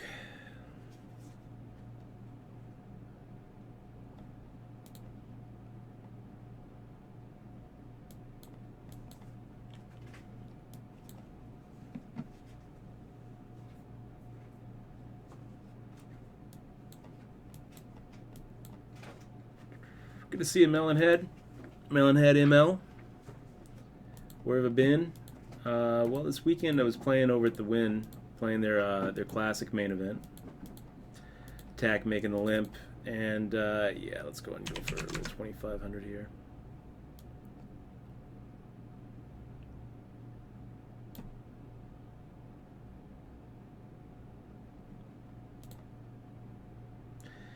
Yeah, this 3K's just about done after a blind versus blind confrontation. A6 versus pocket threes, where he had a set and I had a pair of sixes and felt like it was going to be good.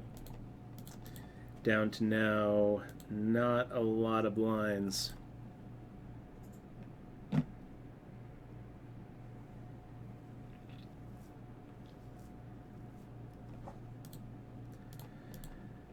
right.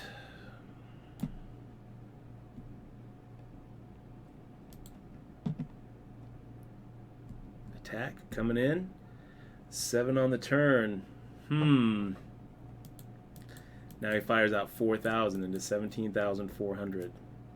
Sure feels like a blocker bet to me, you guys. Okay. I think that we're still ahead.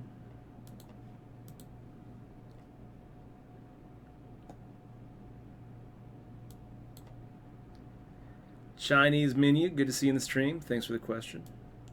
Always good when I get to relive career highlights. The biggest live tourney score was my very first bracelet in 2006, and that was somewhere around 450K. Since then, won 2 more World Series of Poker bracelets, and that was those are kind of always the heights.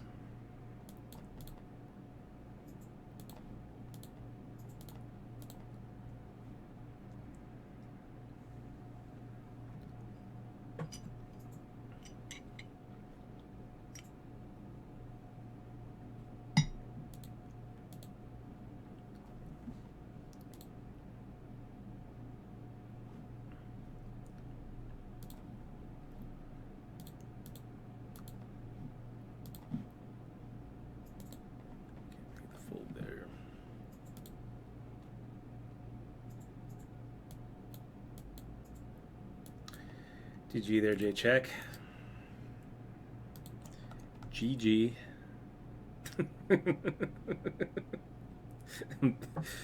Oh, man. Little inside joke there. Let's take a look. How'd that go down anyway, J-Check? I'm sure that you did right. I'm sure you did the right thing. Let's see, I just made the shove on the button after an open, thinking you'd be able to get through. Maybe you could. Maybe you could. Some guy just called my all-in shove on the 3K with Jack 7 of hearts. He wasn't even in the he wasn't even in the one of the blinds.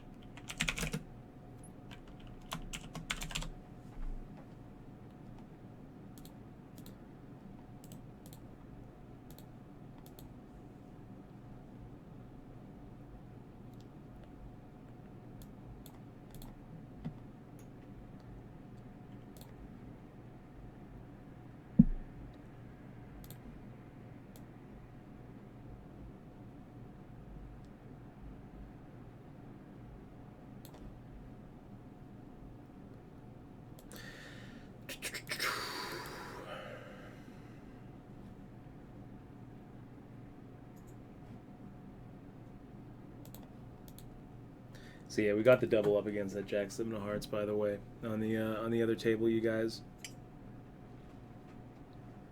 So we're still in it.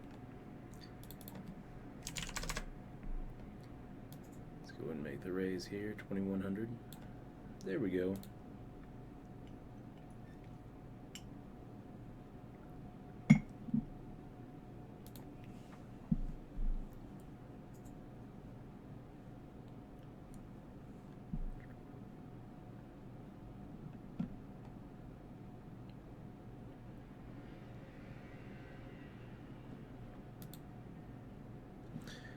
Just getting call. Okay. Think blue thoughts.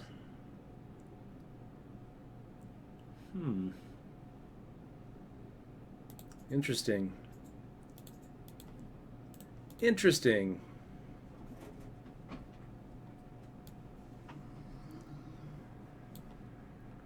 Okay, let's see a turn card here. I'm not quite ready to give up against Vegas Bell. I've got some notes.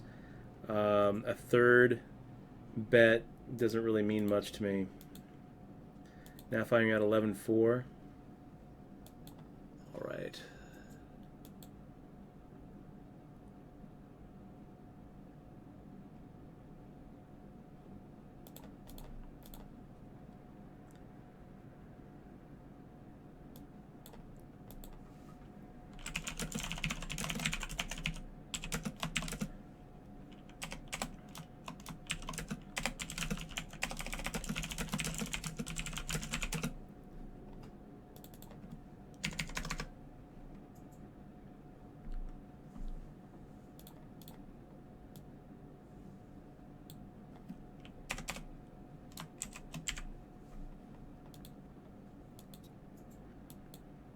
Let's defend.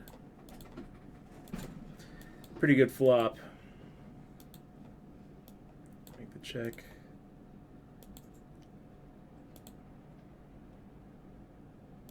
We just doubled up on the other table too. So now we have the double gutter. Now we got a 9 or a 5 or a club. That'll do.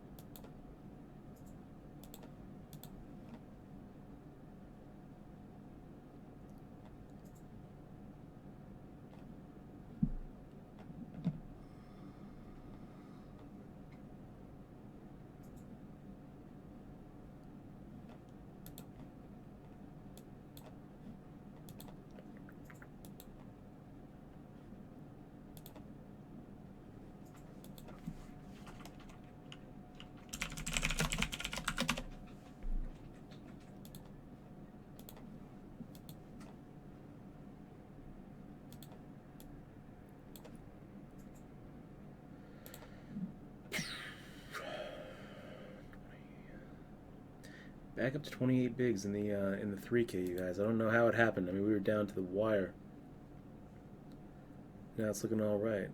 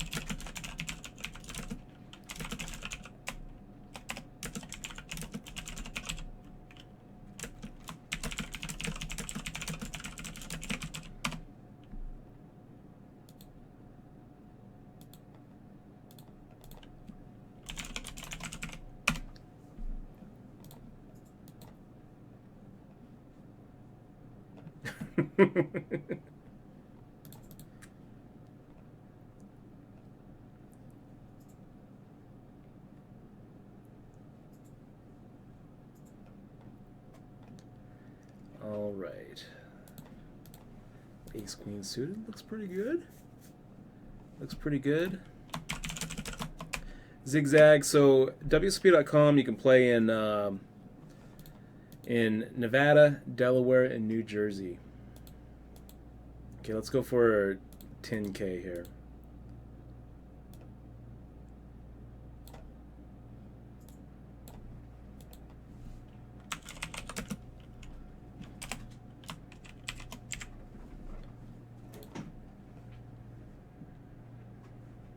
Wow, we got the call. We got the call from Randy Savage, led to the overcall from Vegas Bell. Now I have no idea what to do. 32,000 in the middle.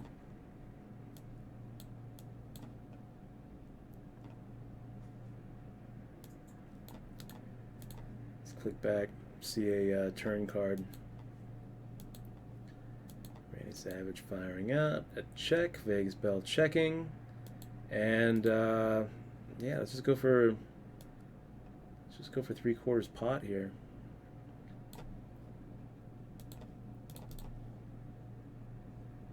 One down. How about you, Vegas Bell? Two down, and we're up to 80K now. Pretty big swing.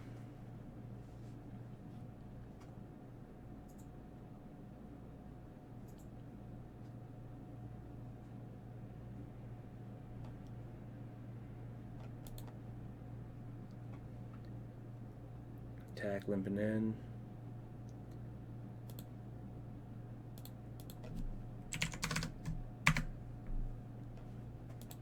Fire up a raise here.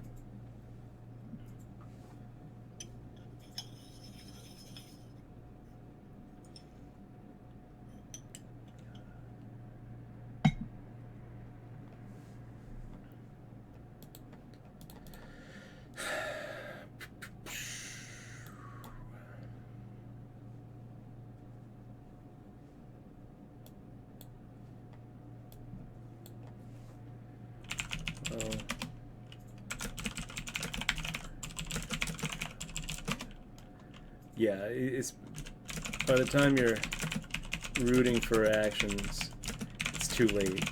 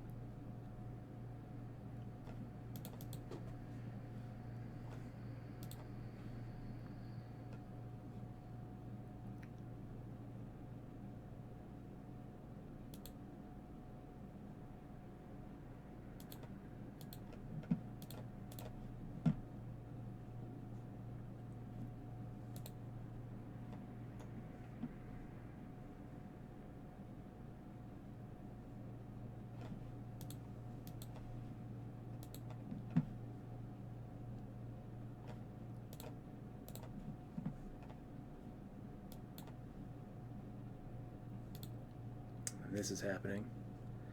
This is happening. There we go.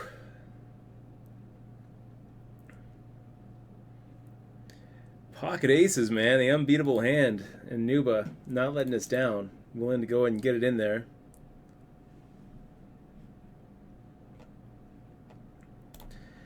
Pre-flop with the pocket tens. That's the plan there when we're making. We made a little 3-bet. Kind of felt like Nuba wasn't coming in with a min raise early, without a hand that is probably going to lead to a shove if we make the 3-bet. So instead of making the call and hoping for a 3-bet shove from behind, we went ahead and made the small 3-bet ourselves, inducing the 4-bet by Nuba.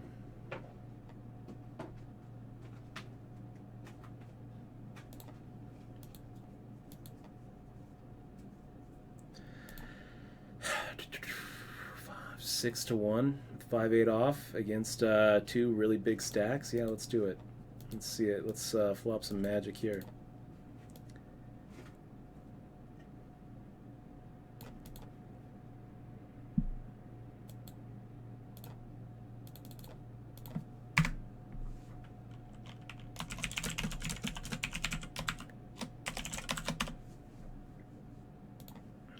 fold.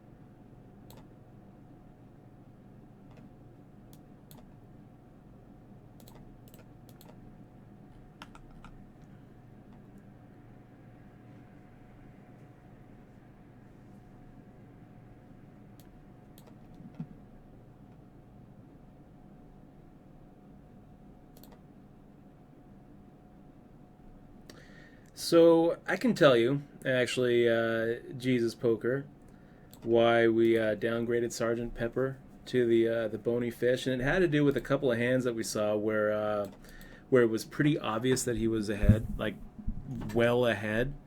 There was one hand in particular that really left me scratching my head.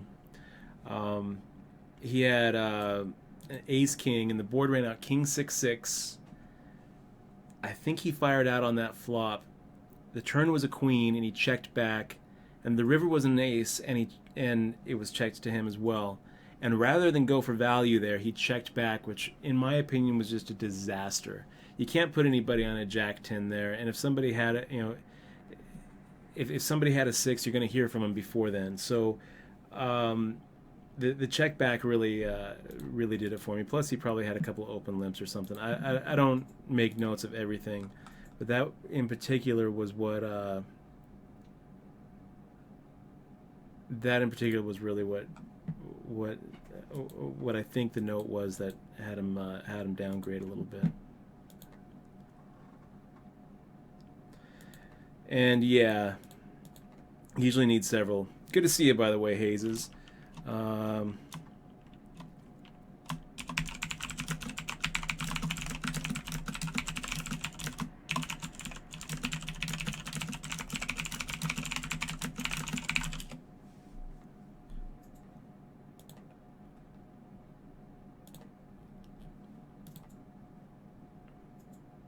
Yeah, so not legendary yet, but on track to do it.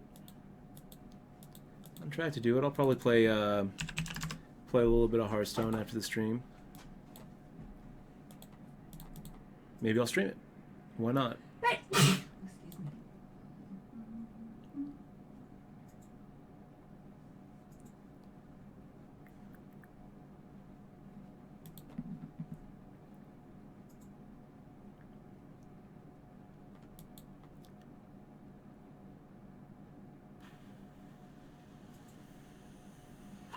King Jack 3 Rainbow.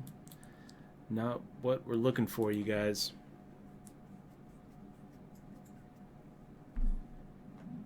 And yeah, against 3 opponents, I think I'm gonna just that wet of a board. I think it's just check folding.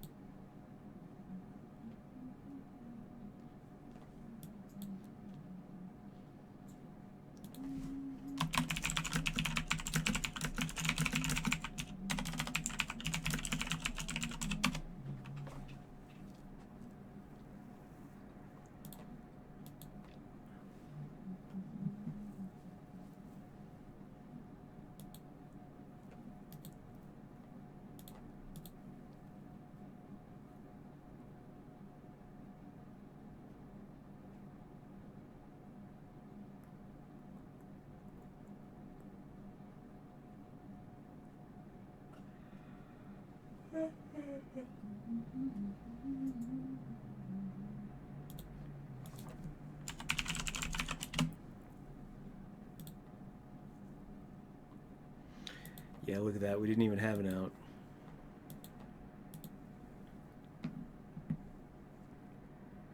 Like maybe a 9.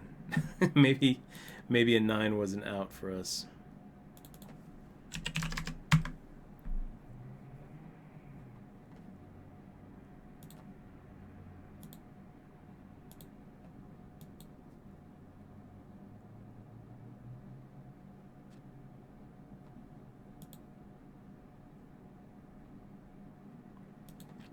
Pretty good flop for King 9. Fire out the same amount to Vegas Bell.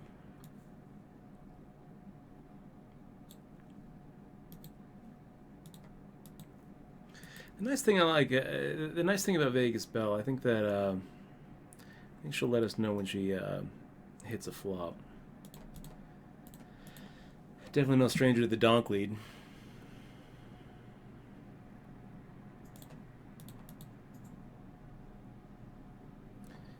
What are we looking at? 6 out of 37 here. And then on the 3K, we're 18 out of 40. Somehow had a little comeback on that one.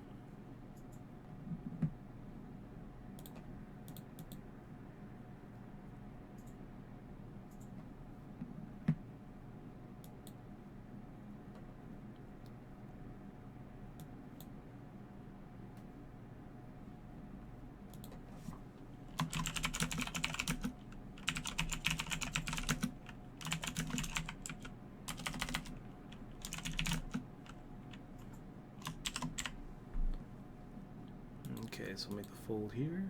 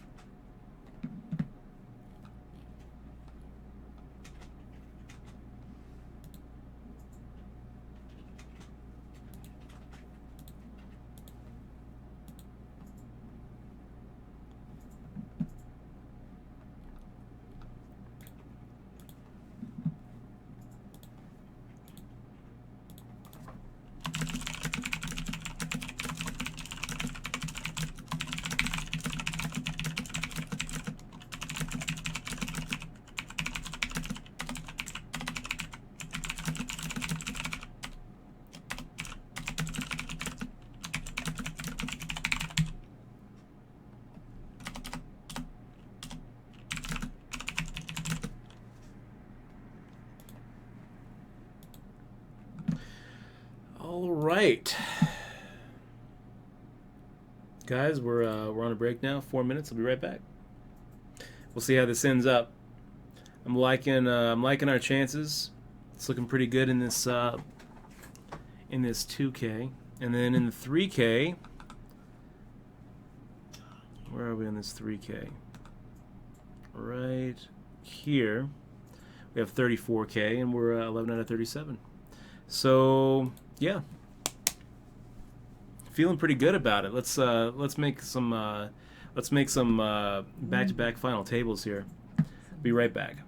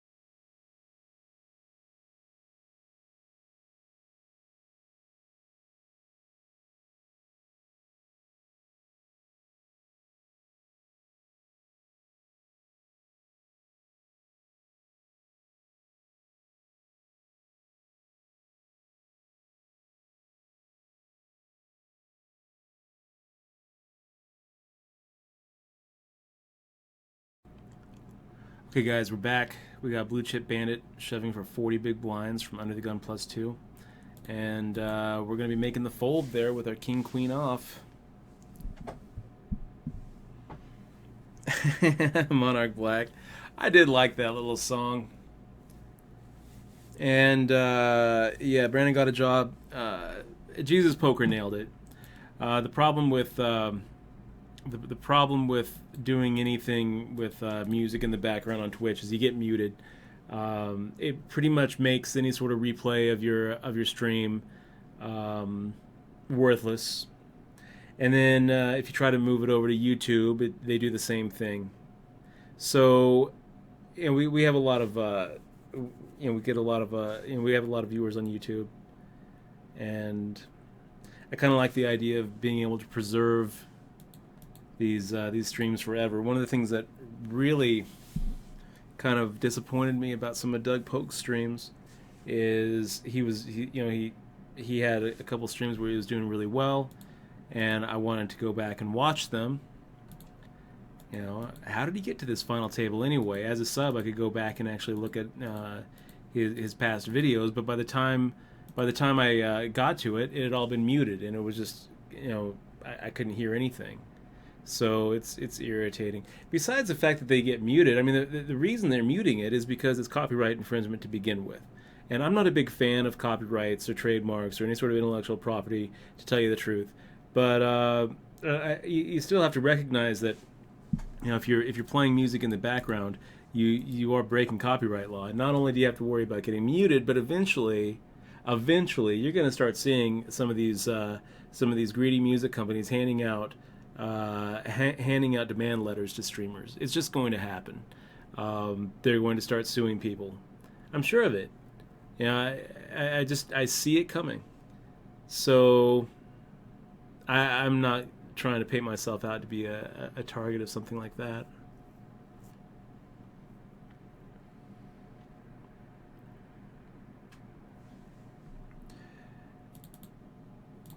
Let's go for 4,800.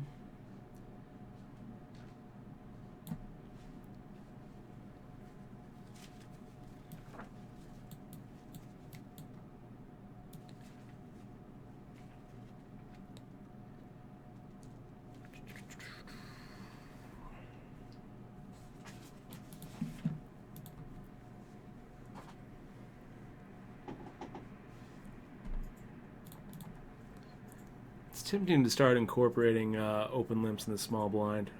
It's not really an open limp if you're in the small blind. And I see people do it a lot.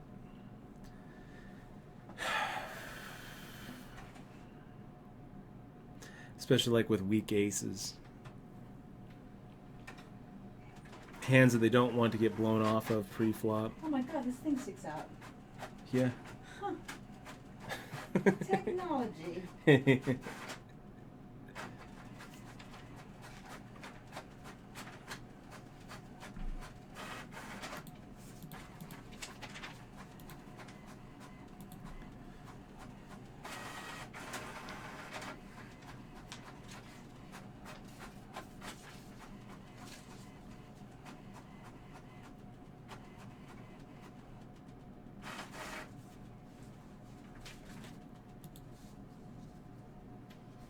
So 6 out of 33, 35 left in the 30.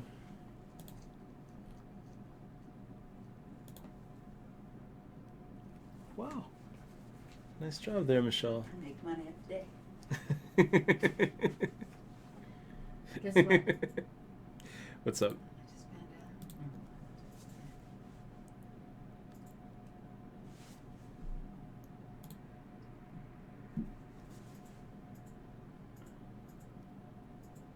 I like this thing. What do they call it? A printer? Yeah, it's an upgrade. It's called a printer? No need to use phones anymore. D. Smith, I was already out of Columbia when they were going to school there. I graduated in 99, and I think that they started in 2005, 2006-ish. Yeah, I'm decent enough friends though with those guys. Blair is pretty awesome. I don't know Grant as well. Blake and Mig are just awesome. Blake Cahill, he's he came up with those guys too, and it wasn't quite as successful as say Blur was, but he did pretty well. He was playing a lot of tournaments. He ended up becoming a pharmacist up there in Kansas City, so I don't see him as much as I'd like. He's awesome. So Blue Chip Bandit now open limping. Let's go for 4,900 here. We'll isolate you, Blue Chip. And J Love making the shove. That sucks. Making the call here. We got some outs. That's one of them. That's one of them.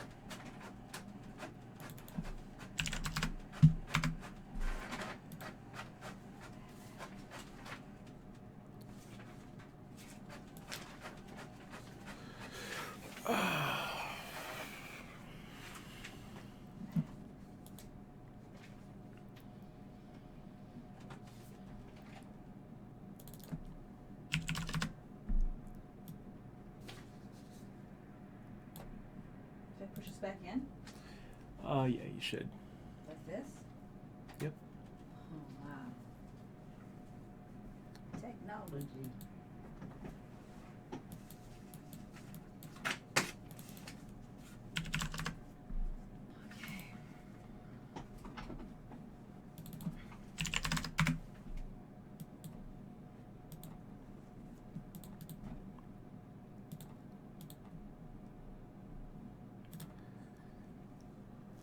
Just shy of that 100K mark, you guys.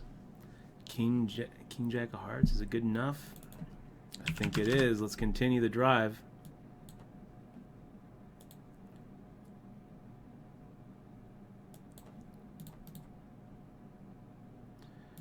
Poker Kathy making the call. Not to be confused with Poker Cat. And 2 queens and a 2.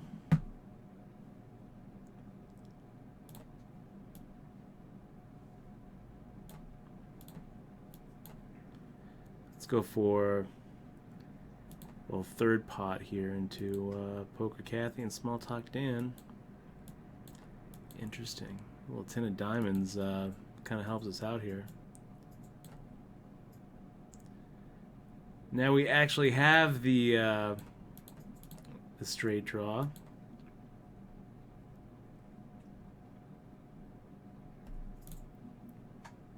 Let's see if we can't get a free river card. 2 of diamonds on the end. And that kind of sucks because I don't think we're going to be able to represent anything. I feel like Poker Kathy's sitting here with like a pocket pair, and it's going to put us on a busted flush draw if we try to make a move here. If that 2 of diamonds was like a 3 of clubs, then maybe we can take a shot.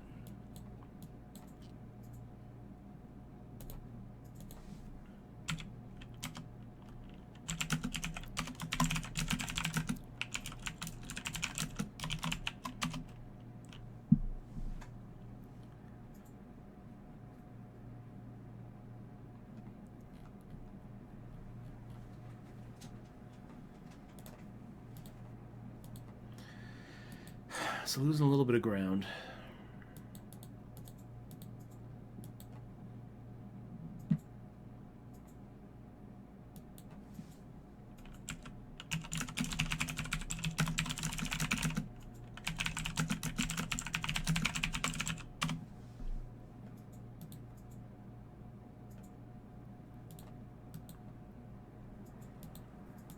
Making the fold.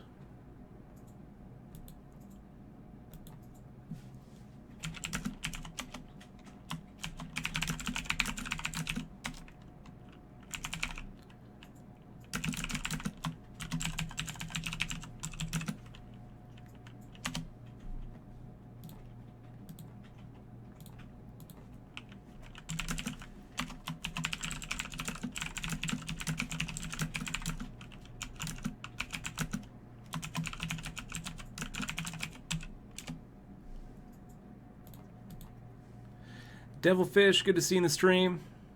This is how did you like Canada? So Canada was just like Washington, with more expensive gas and ketchup potato chips. And it seemed like there were a lot more trucks out there. That's pretty much it.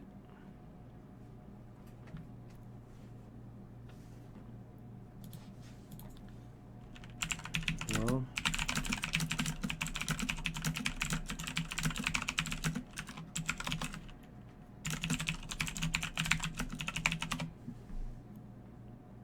Alley card making an 11 bigs. Make the fold here with ace-8 off.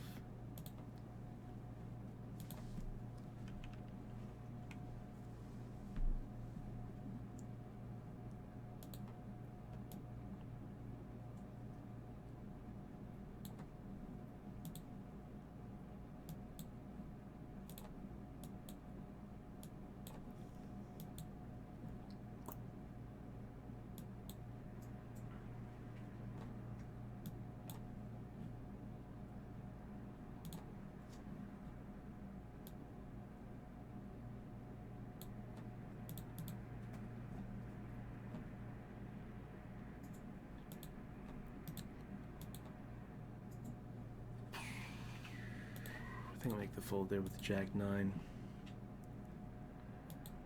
Maybe it's a shove. I don't know. And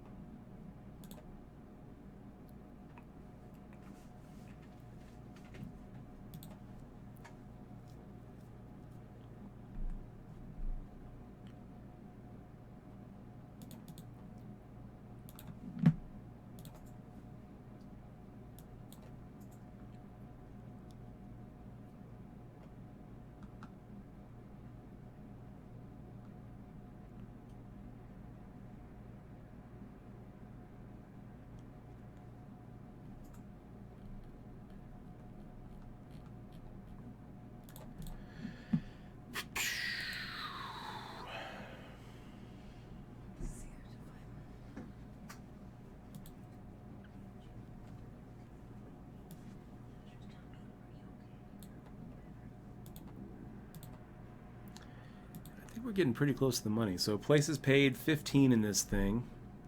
Looks like the first money spot is 72 bucks. If we were to take sixth in this, we're looking at 182. Not a bad day. But we've got our eyes on the prize, $965 for first. And then still in the 3K as well, you guys, where we're 11 out of 31. It's getting kind of down to it, too. 31 players left. So 4 tables in each one of these. Gonna have to focus, you guys. Time to do some focusing. Ace-4 off. Poker Kathy open limping. That's enough. I don't need to see any more. And yeah, let's just go and see a flop here with Ace-4. King-9-4. So we flop the pair. And backdoor flush.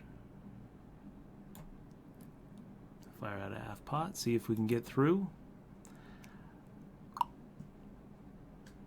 1 down. How about you, Dan? Small talk Dan making a check raise, and we're getting 4-1 on this.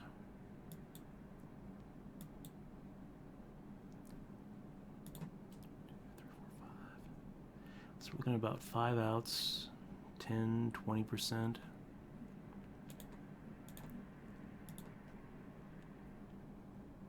Expecting him to turn over something like a King 10, 9-8, something like that.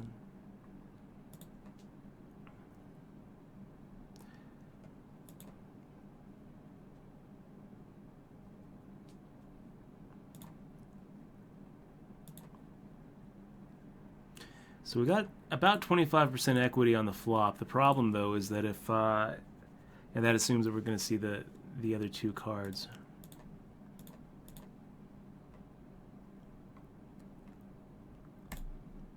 Okay, you got it. Nice hand there, Dan. So I can make a real good argument for just folding to that check raise.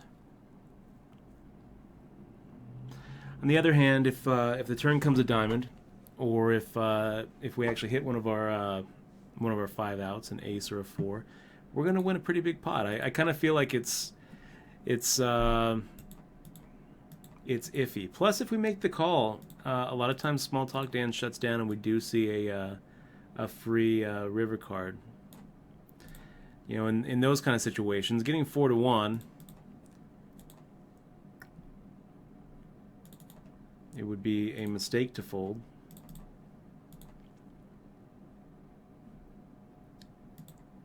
Wow.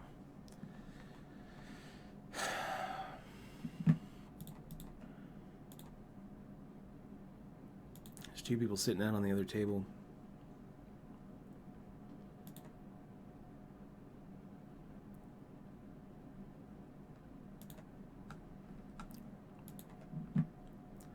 And now Poker Kathy making a 5x open. So who knows? What is she doing? I don't know. I think with her stack, this is not a good open. If you're gonna make it 10K, just make the shove. She started the hand with like 12 bigs.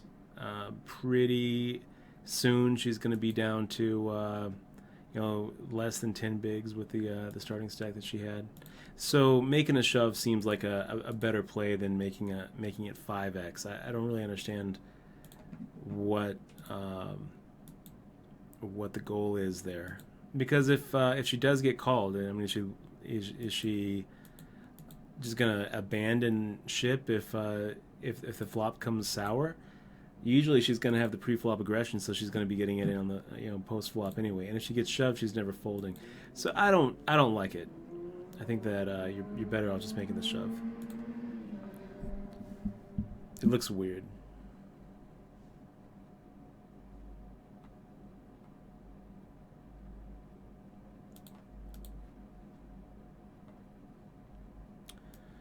So Water Wazoo, I would be very surprised if either one of those shows came back.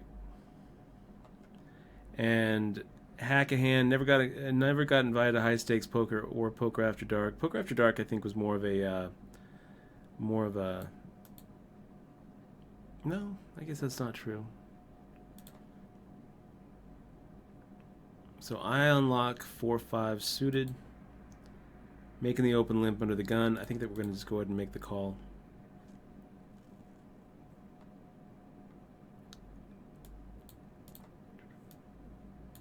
The only show that I like that I got invited to Hack a Hand and played was Poker Royale. And here Poker Kathy just making a raise. Just kind of hate it. See what she does. Fires out the full amount. All right.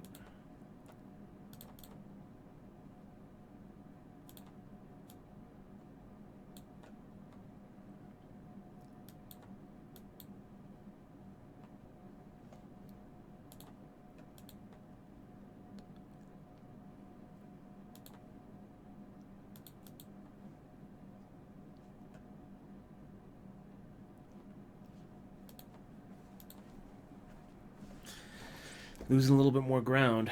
Not loving it. Where are we at? 30 bigs.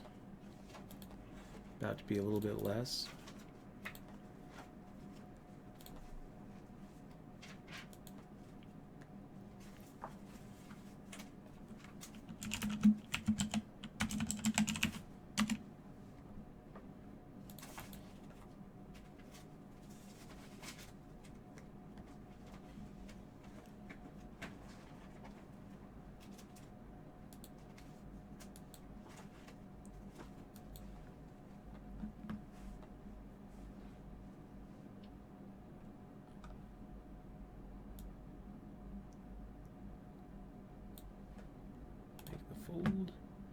Sorry, guys. Let's wait for just a second.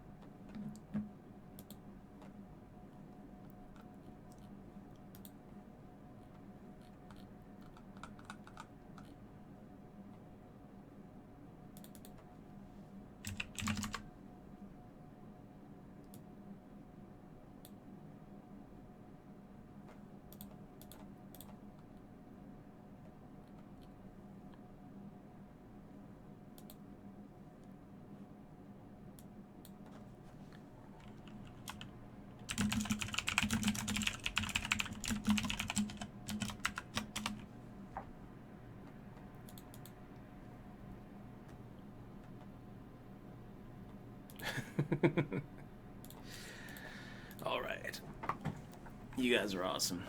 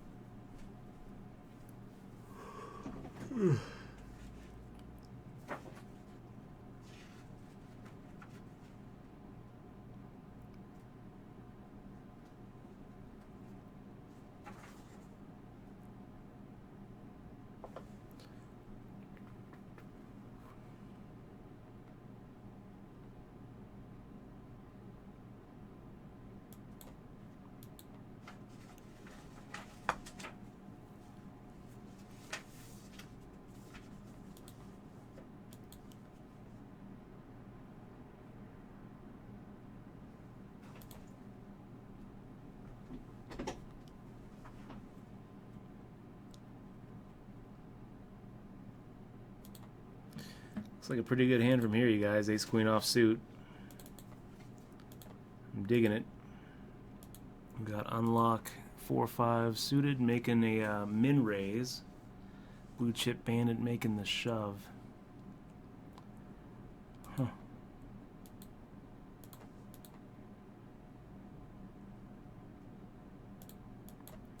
Yeah, let's reshove. So getting it in there about as good as we can. That's gonna do it for Blue Chip Bandit.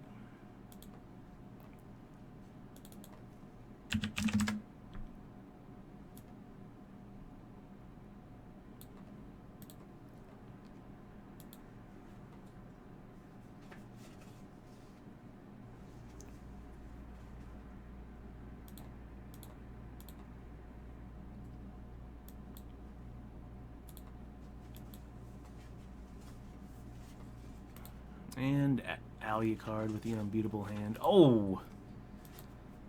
Ugh. And that's pretty brutal there. The unbeatable hand letting him down. Hate to see it, Alucard. Better you than me, player. Wow. That was a pretty big swing. How'd that get in there anyway? Just raised pre to 5-5-5-5. Got the call, and full house, just donk leading, making the shove on a 14k pot for 20k. Alucard making the call and loving it.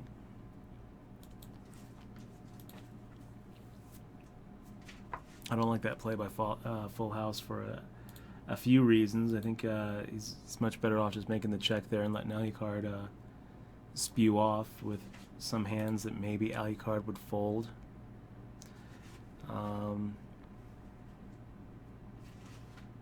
To an open shove.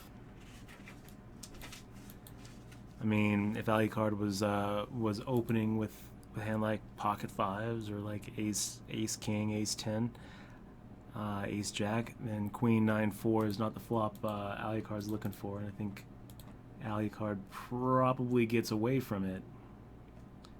So I don't really like the I don't really like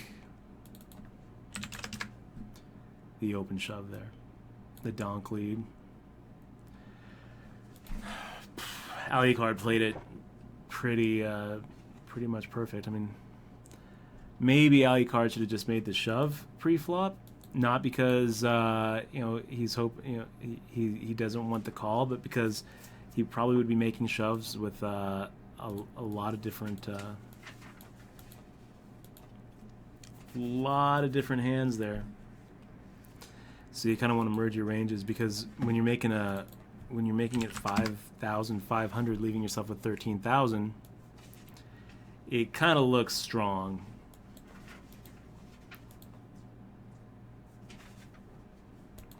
Okay, so Pocket Kings gets through. Jack 10 doesn't get through. Pocket Kings does.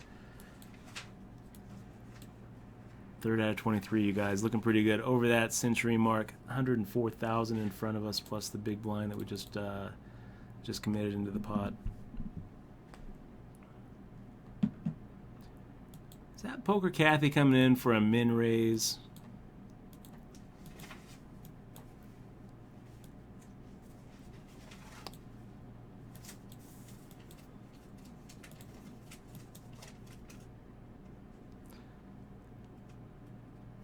What do you do, small talk? So I'm going to go ahead and actually, I think we're going to go for a little 3-bet here. Expecting to get called, and then we'll fire out on the flop.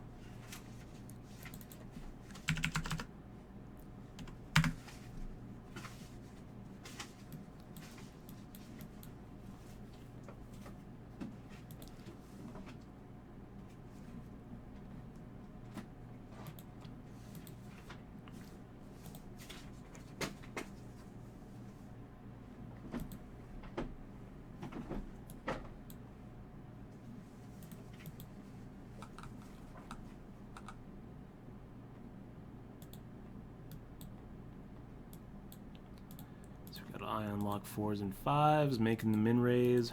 I think he does that with a lot of different hands. I'm going to actually just make the call here. Good 3-bet. 3-betting would be fine.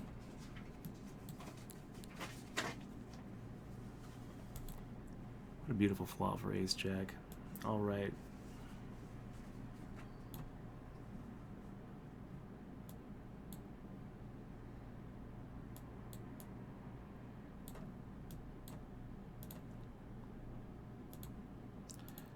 Go for 12K.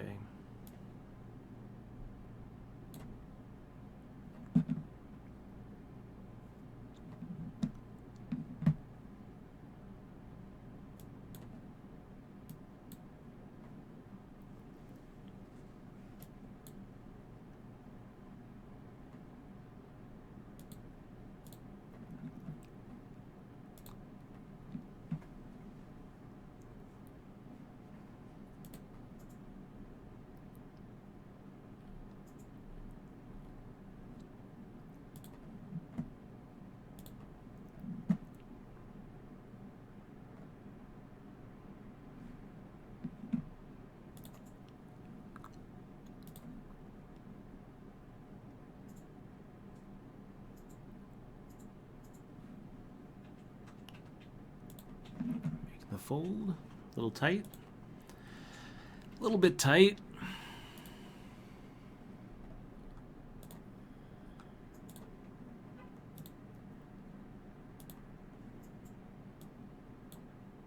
So we're 17 out of 24 in the 3K guaranteed, you guys, down to 3 tables. Here we're 2 out of 23, also down to 2 tables. Good to see you, Lolak.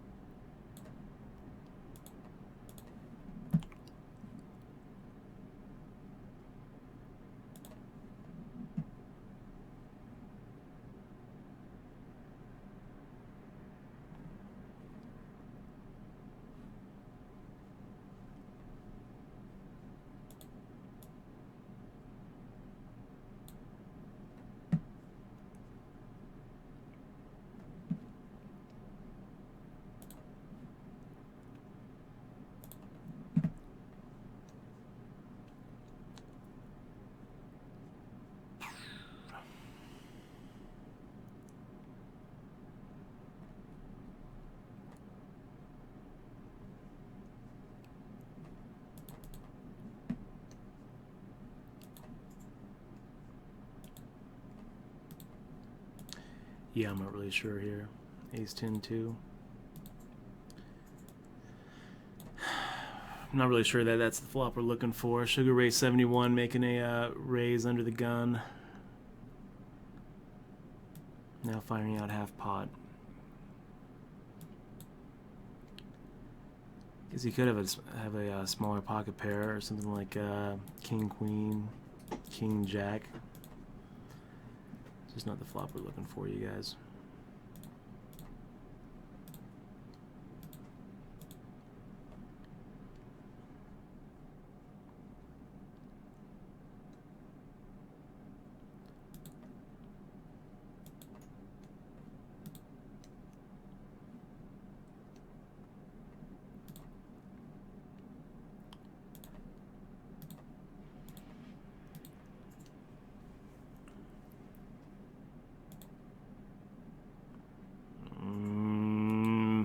How nitty am I? Oh my gosh, how nitty am I?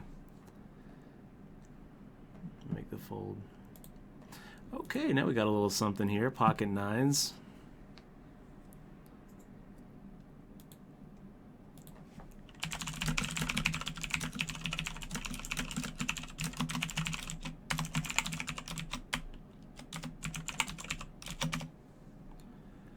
And Poker Kathy just making the shove here.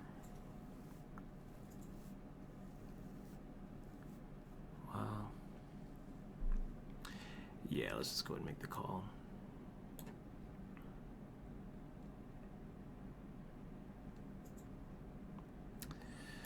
Well, got it in good. Now we're back down to 95K. Kind of felt like there were enough 7s and 6s and 5s in Poker Kathy's range there. Not really too worried about the over pairs. And worst case scenario is we're getting it in good. Best case scenario is you're getting in, just dominating. Let's make the call.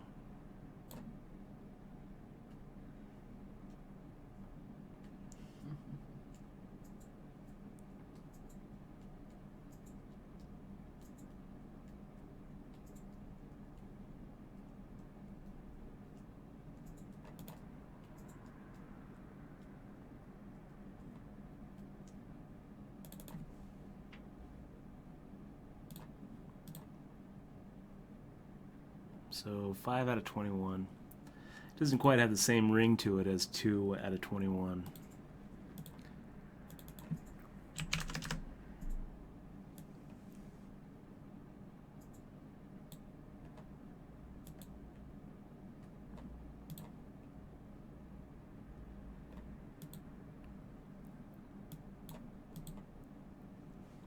Did we just get through? No. No, we don't. Poker Kathy putting up the defense, and nice flop for ace-6 of clubs.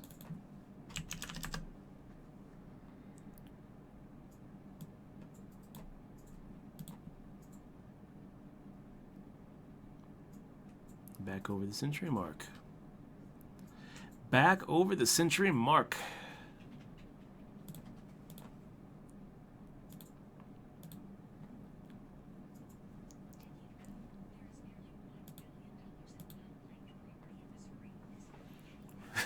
Oh, wow. Who the hell's talking? Oh, that's my ears. Did you hear that? Yeah, I heard. Did you hear Dash? Hold on.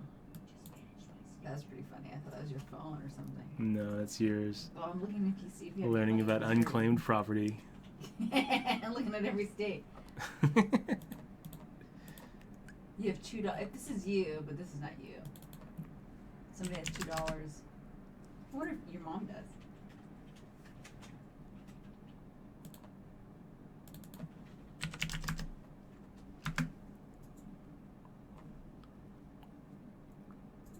It's my new hobby now. It's pretty awesome. Sounds like a good hobby. Yes, that is. I should like charge people $20 to find their money.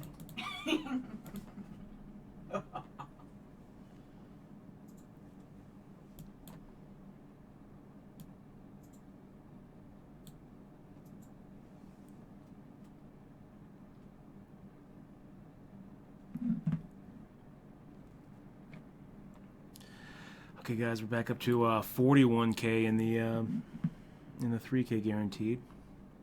12 out of 21, looking pretty good.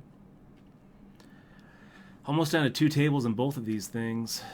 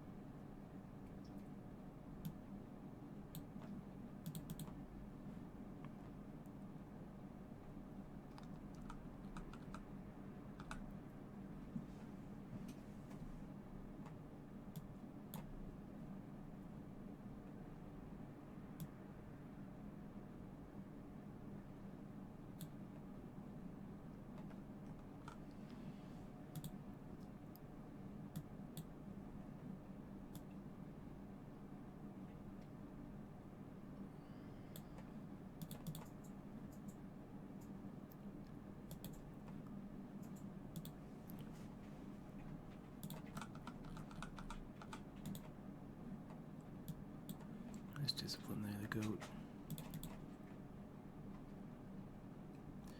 And we get a walk. Good to be a big stack.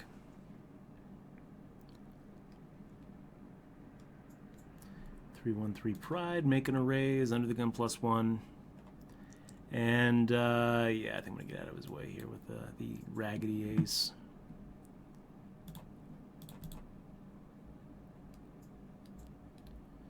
Ace 2 suited. Down to 2 tables, you guys. What's your mom's middle name? She does.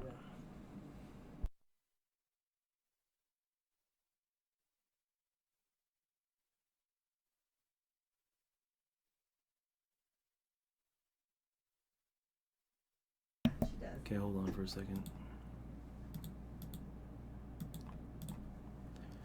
Let's go ahead and make a little squeeze play here against Poker Kathy's open limp and unlocks call. There it is. So increasing our stack by about 10% there. Oh, nice pocket tens. Looks pretty good. We're real close to the bubble, honey. You know what? Unlock. I'm just gonna make the call here. I don't really feel like. I really don't feel like giving you an opportunity to re-raise pre.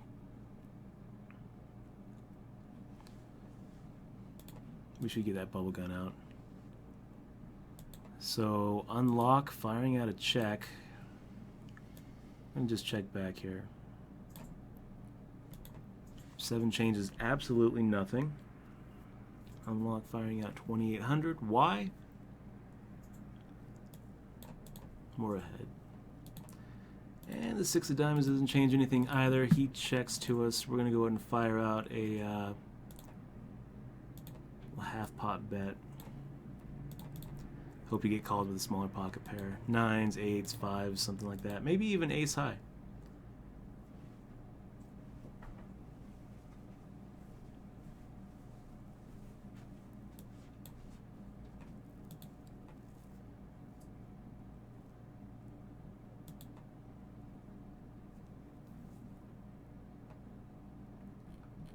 I like that emoticon, Crazy Mason.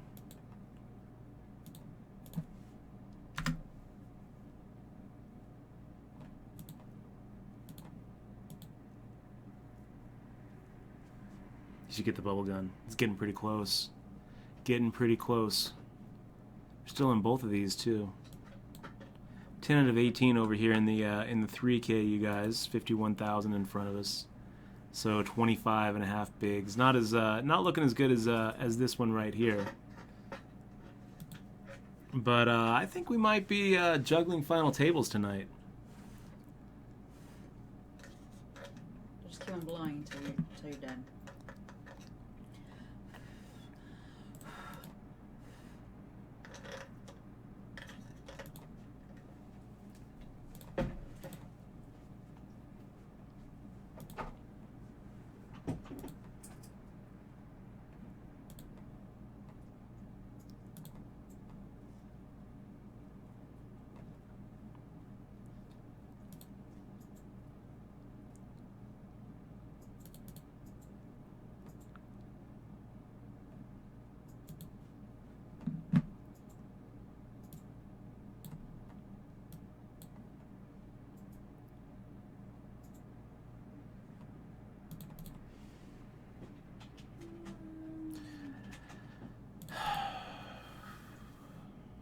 So yeah, hand for hand.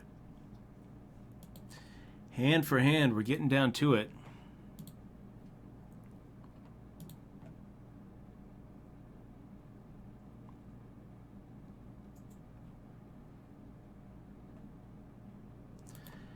And we're down to 17 players, you guys. One of the players on the other table has like 1.5 bigs, and he's also sitting out.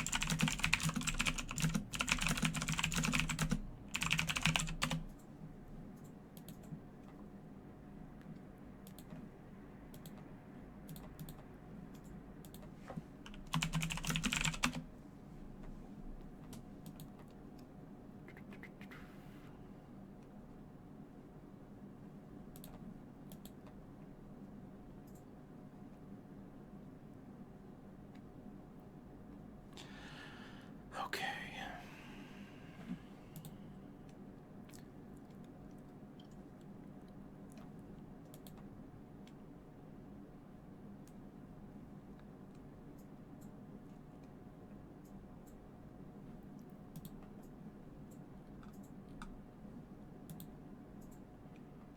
So unlock taking a hit there with the Jack 8 versus Ace 8.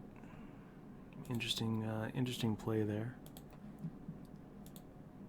So 313 Pride just checked back with the ace, made the call, and then I unlock fired out 6,000 into a 36,000 pot, well 35,000 pot with Jack 8, not knowing where he was and deciding kind of a weird bet. I guess it's a blocker bet. Hard to say. Looks like we lost another person at the other table. Sevens cracked nines. So we're down to the stone cold bubble with one of the players sitting out with less than a big blind.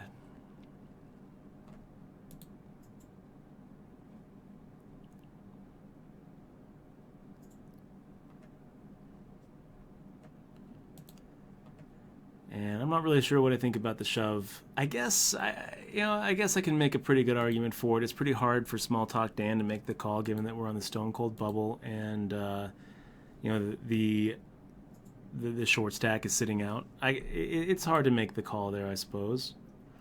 You can buy packs with gold. In Hearthstone? Yes. But you're much better off just playing Arena. I'm just gonna buy all that. No. Don't do it. You're much better off playing Arena. No cards. You get packs from Arena runs too. Pretty much every Arena run's going to give you a pack.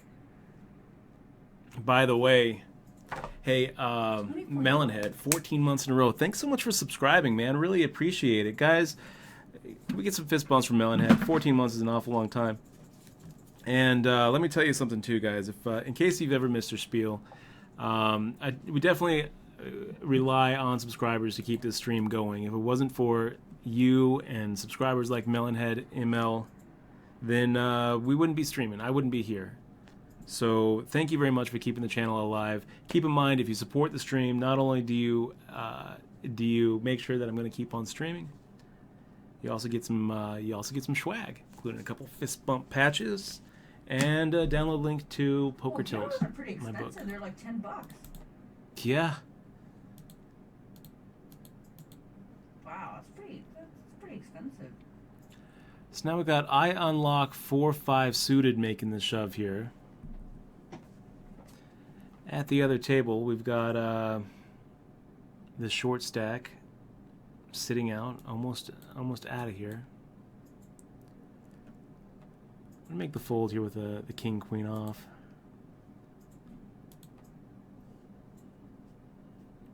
Yeah, it looks like we're gonna be hitting the bubble right now.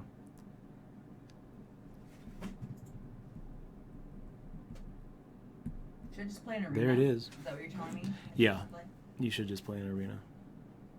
So we're in the money. We are in the money in this this 2K guaranteed, you guys. Feels pretty good. Feels good.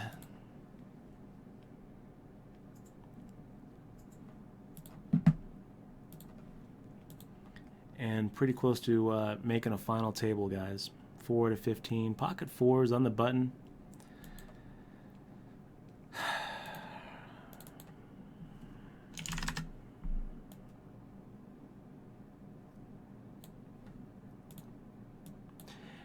And Turbo Burn asking, do you still look over and review your hand history? How often do you do that? So on wsop.com, it's a little bit difficult because they don't save your hand history anywhere. Every once in a while, I'll go back and look at some old streams, but it's honestly pretty rare. Now, when I'm playing on like Stars, or when I was playing on Full Tilt before Black Friday, and you know, I had set up with a hand scraper like Poker Tracker 4 or Hold'em Manager, I would review review records and stats a lot more, but not so much on wsop.com. It's kind of tough to do it on wsop.com.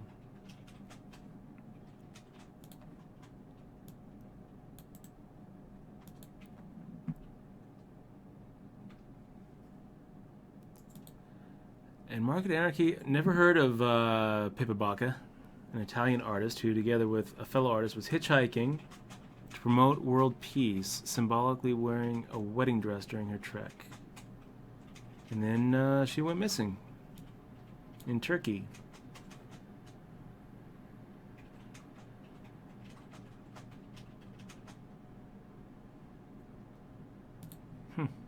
That's pretty sad.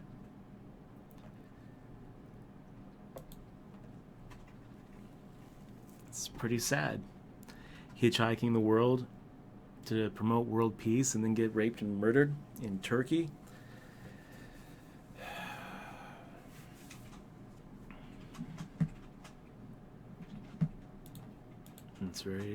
That's very sad, dude. And that's the first time I've ever heard of her.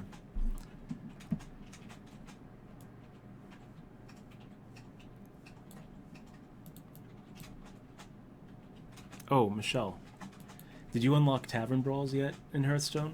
No, I have to go to 20. Because that's the other way you can earn packs, is every single time you play a Tavern Brawl and win one, you get a pack. Oh, really? Yeah, but just once a week. But still, it's worth it. It's good.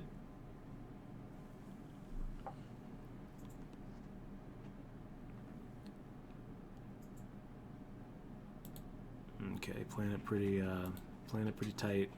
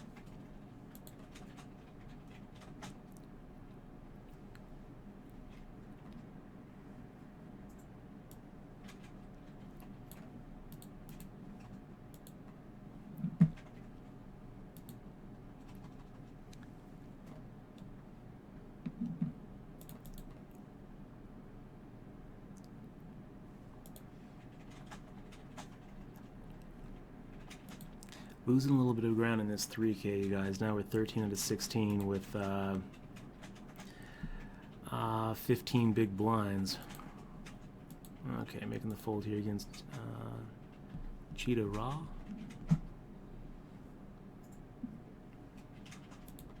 Ten five off.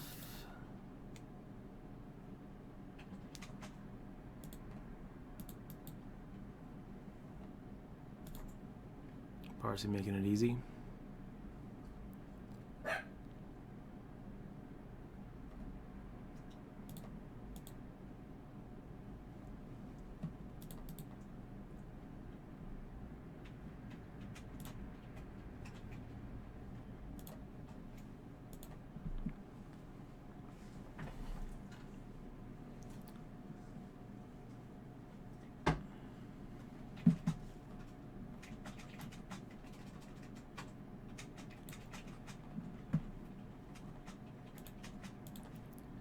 You know what? I'm gonna change this title.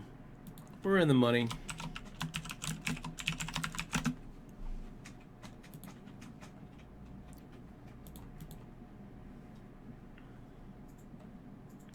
Poker Cat, a legend of the game in the big blind.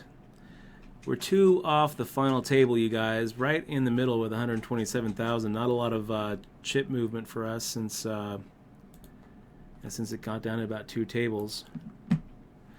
Over here on the 3K guaranteed, we're still in this one too, 13 out of 16, also down to 2 tables. This one doesn't pay until 10 though, so we're gonna have to actually get through a few more people. Lucky for us, Drop Deuces is sitting out, so he's not really one that we have to worry about. It's also kind of nice having him on our left because it opens up some 3-bet shoves. And we're going to get, we have an opportunity to maybe even just pick up his big blind if everyone folds to our small blind. So, yeah, guys, we're going to be right back. I'm going to be back in 4 minutes to try to close these out. 2 tables, 2 tournaments that are pretty deep right now. And hopefully we'll put up a couple grand. Looks like it could be a good day. It could be a good day, you guys. And CT Sherman, 10 months in a row, man. Thanks so much. Really appreciate that. Really appreciate it. Guys, I'm going to be right back in 3 minutes, 34 seconds.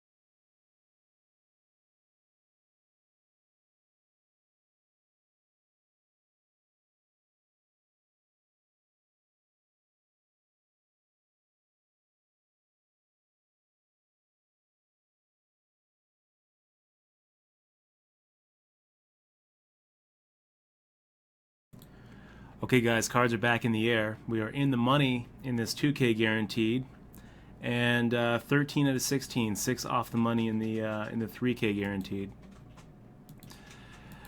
2-4 offsuit. I can muck that. Feel good about it. Man, we're really close to the final table here.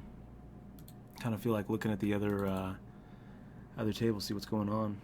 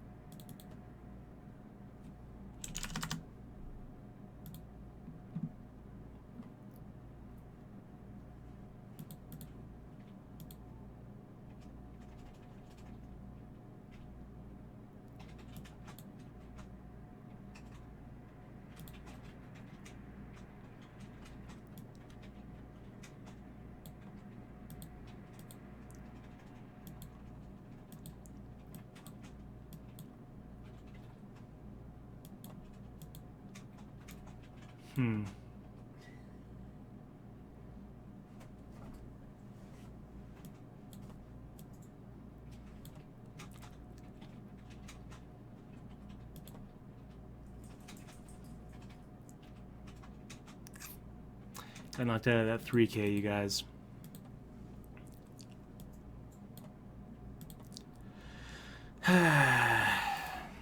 So now we're just down to this one.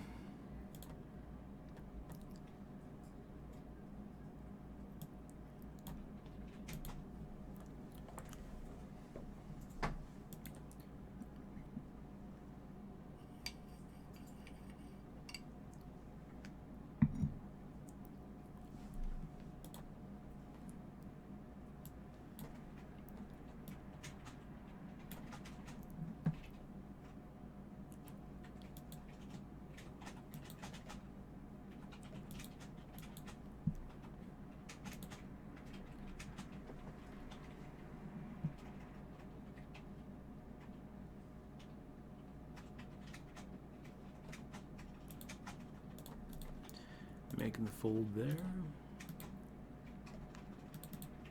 Yeah, that looks kind of weird.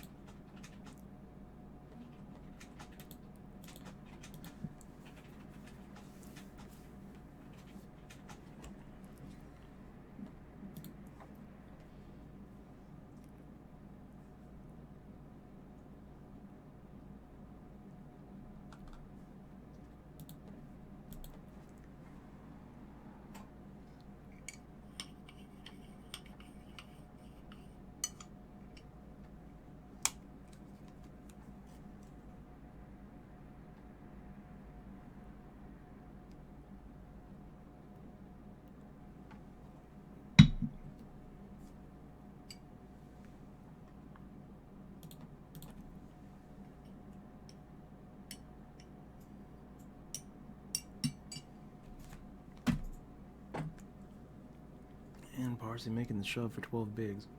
Don't really blame you there, Parsi. Do you get a lot of crappy cards when you buy cards? Is that why? Yeah. I mean, you're gonna get a lot of crappy cards opening up packs no matter what. Whether you buy them or win them, it's all the same. But it's pretty rare to actually get like good cards. Usually you're just disenchanting the cards, and the good cards that you need for decks, you usually end up just crafting.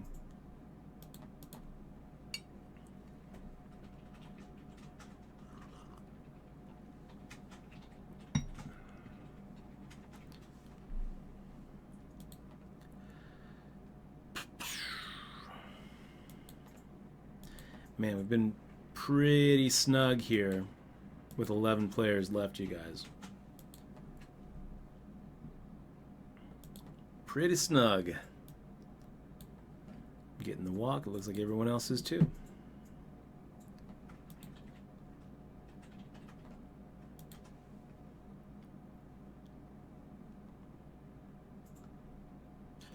Let's see, there's no difference between 11th and 10th.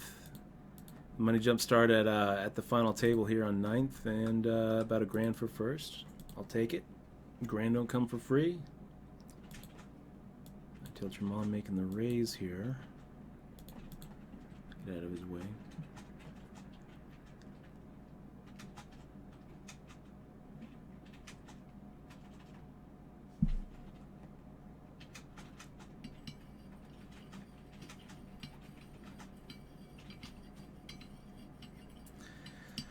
So at this point, 2,500, 5,000, I think I'm going to go ahead and drop that extra digit, you guys. If we're making the raise, we'll just make it a min raise.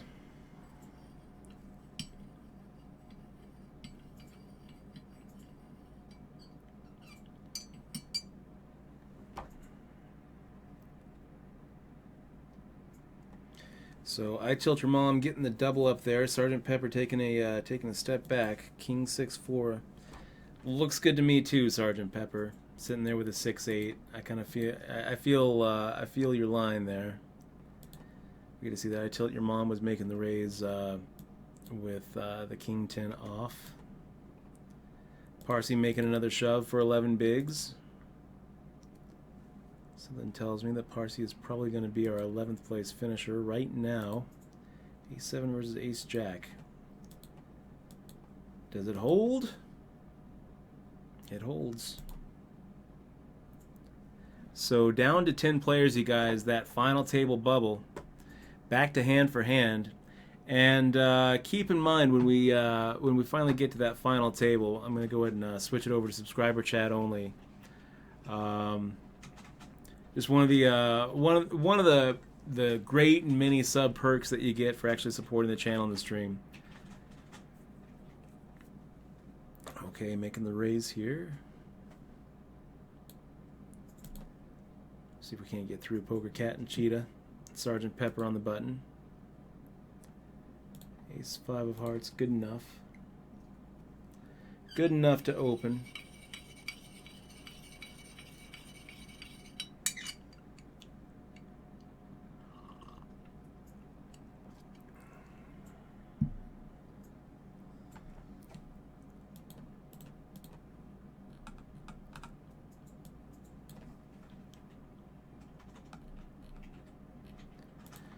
So, yeah, not enough to really make me want to fold here. The question is, do we 4-bet or call? And it's just going to be a call, and we'll see a flop.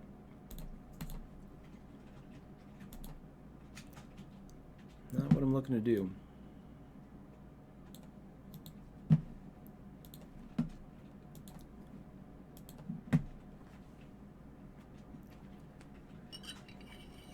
It doesn't get much worse for Ace-5.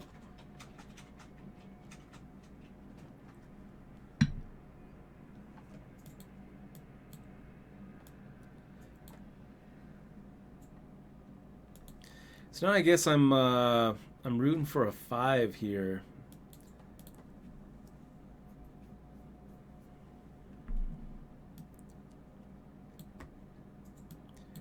I could easily see Sergeant Pepper here with like 9s or 10s, but I just don't think that we're getting through.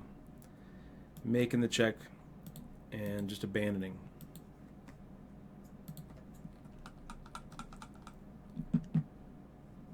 Ace-8. All right. So maybe the 4-bet would have been better.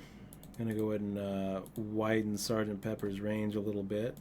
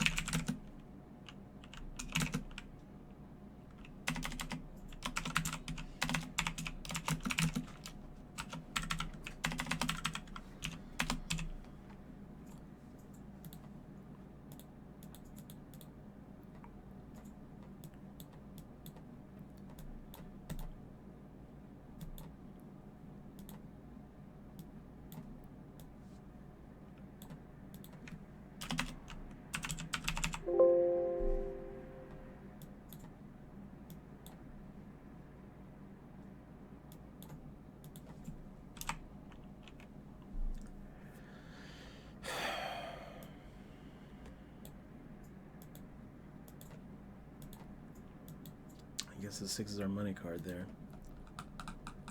Ah, we had Poker Cat the whole way. She had King 5 off. Oh shit! I entered.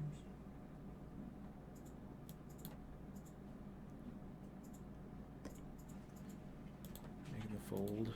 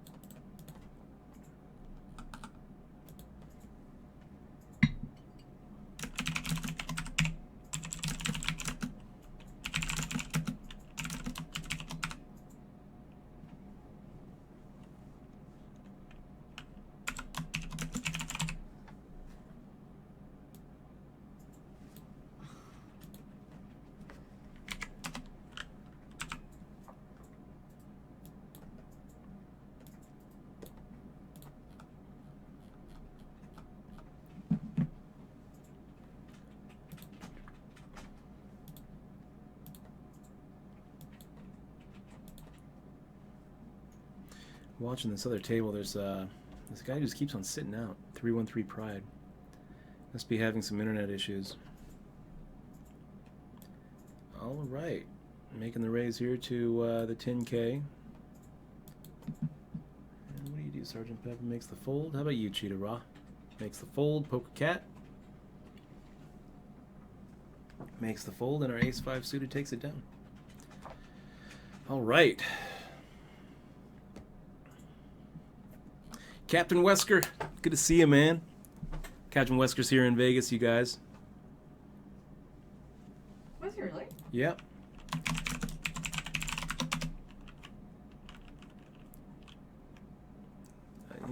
In town through the weekend.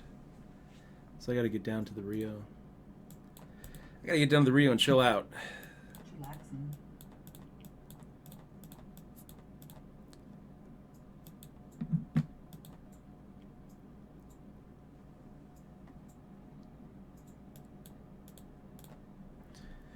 Yeah, so far so good, Wesker. The 30 was a little bit of a disappointment, and we were in for more bullets than I would have liked, but this 2K is going pretty good.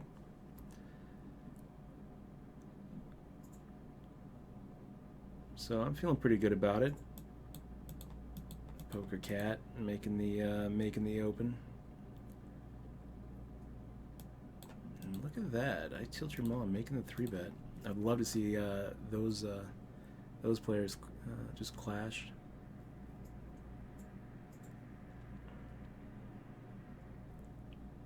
Two mountain goats. Nope. Poker Cat says no thank you. I was just stealing Dutch's blind with nothing.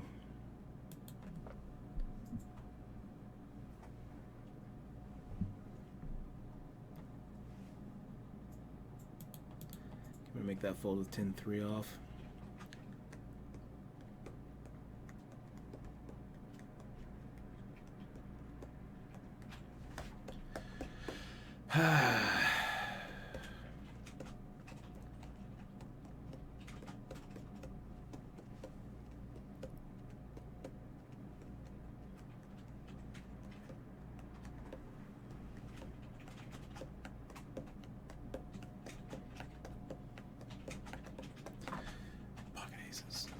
Beautiful.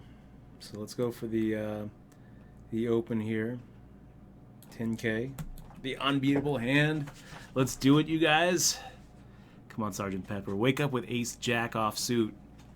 Punish us.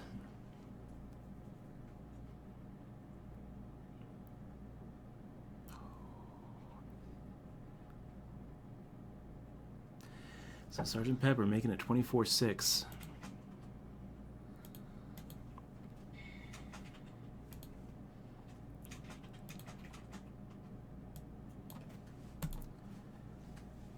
See if we can't just get it all in right now.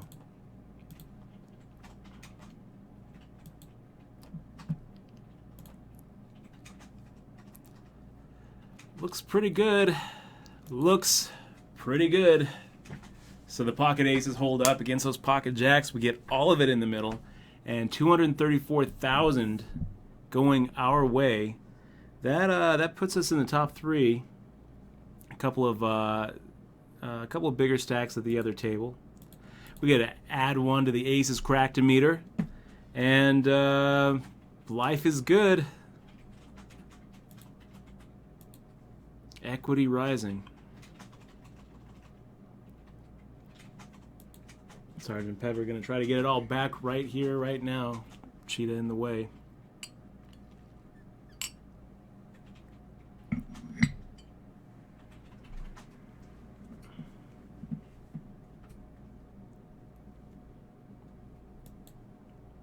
Look at this, Captain Wesker. You come in, you bring the luck with you. 2 out of 10. Feeling pretty good about it, you guys. This is looking good. And Iceman Kiwi, great to see you. Always a pleasure to see you, Kiwi.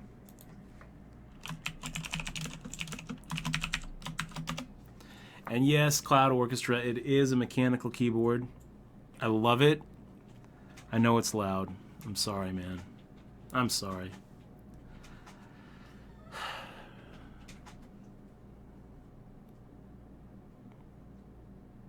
Yeah, I don't know what you do, Sergeant Pepper. Sitting here with King Jack.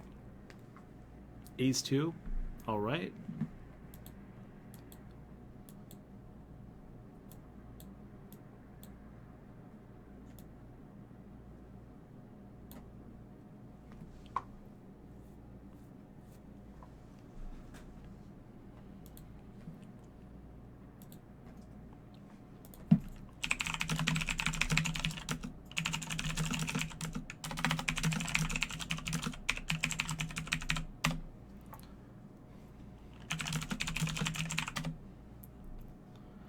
So, Poker Cat making the shove, getting through. I tilt your mom.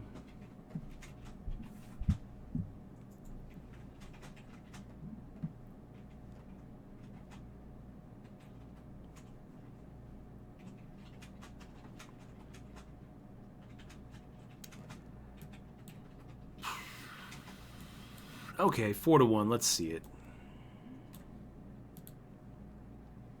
Pretty good flop. Pretty good flop for Jack 4 suited, so I think, yeah, I think we're going for that check raise.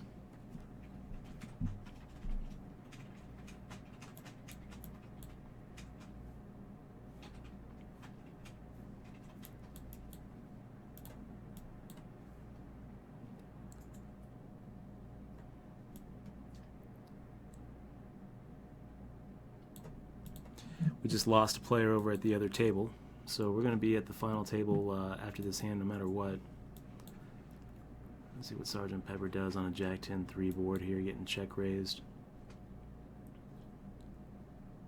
Makes the call. 2 of spades, look at that. So,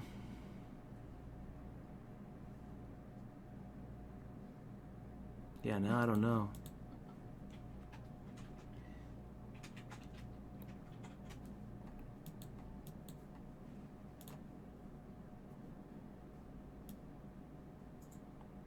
Let's fire out. And Sergeant Pepper makes a shove, making the call with at least 12 outs. But I don't really feel like giving Sergeant Pepper another shot here if he's got King-Queen or Ace-Queen. Set looks pretty good there, Sergeant Pepper. Nice hand. 9 outs. I didn't mean 12 outs, I meant 9 outs. That would have been a fun flush. Okay, final table, you guys. No longer 2 out of 10 after that set versus top pair flush draw hand. That kind of sucked. But still, we're here. We've got plenty of chips, and I'm feeling pretty good. So let's do it. Let's rise to the occasion. Let's get to the end, and let's switch subscriber chat on. Final table subscriber chat, you guys.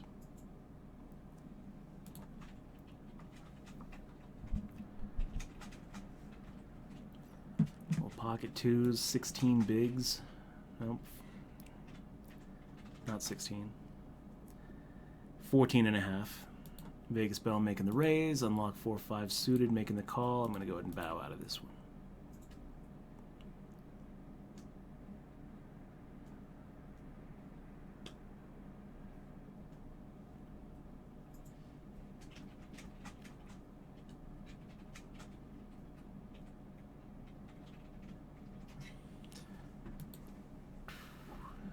Man, they both had the same too, right? Unlocking Vegas Bell.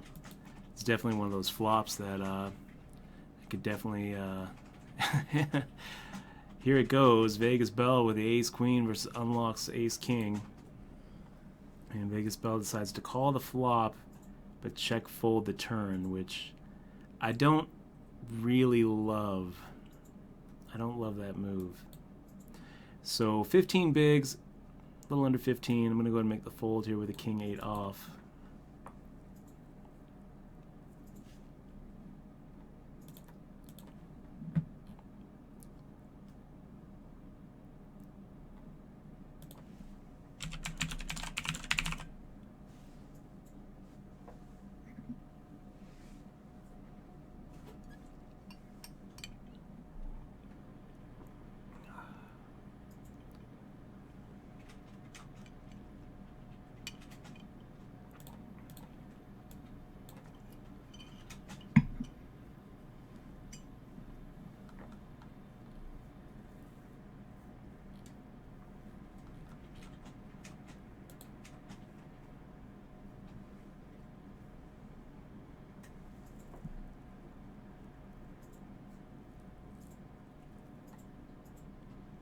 And yeah, C.T. Sherman, I am back from Canada, back in Vegas, and it feels good to be back home.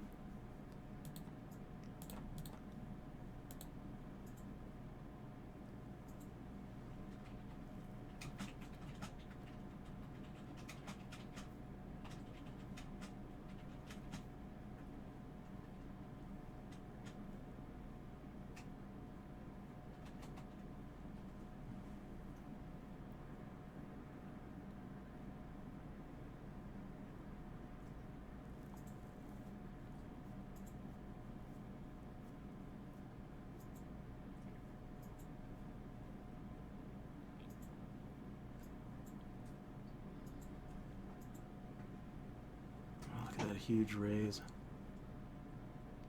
I don't quite know what you're doing there, Unlock.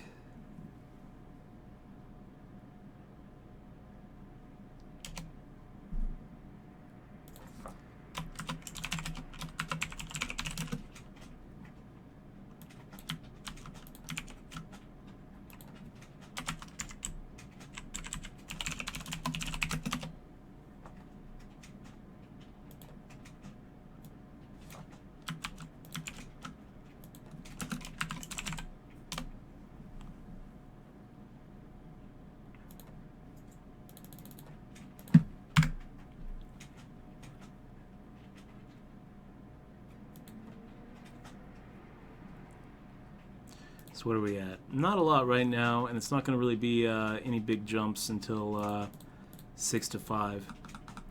So we're just going to play our best, you guys. Hope for good opportunities to make strong moves, and hope that a couple of these other stacks clash.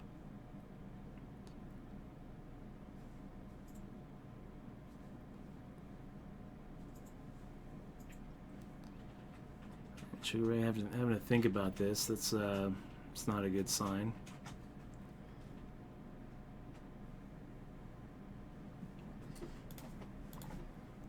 So we're going to be at 4-8, putting us at 10 big blinds when the big blind hits. Not quite what I'm looking for, but it's enough. It's enough. I mean, at this point, everybody's somewhat short.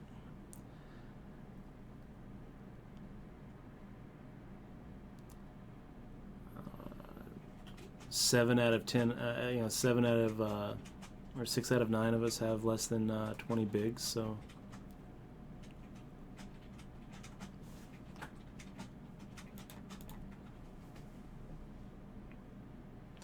Poker Cat making some moves.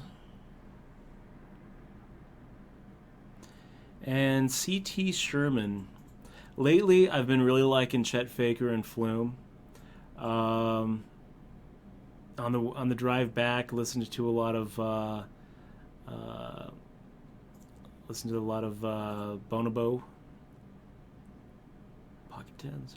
That looks pretty good to me, you guys. 9-handed at the final table. Pocket tens in the big blind where the short stack.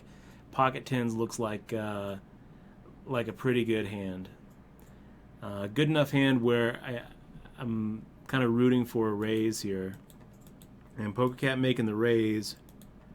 Can increase our stack by 50% if she folds. I don't really think that she's folding, but it doesn't really matter because tens figure to be way ahead of whatever she's opening with.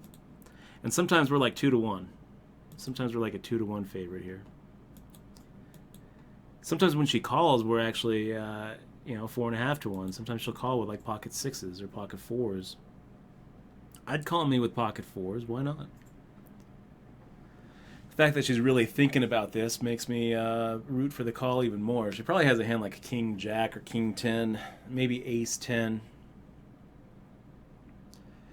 Making the fold there, and that puts us now at 7th.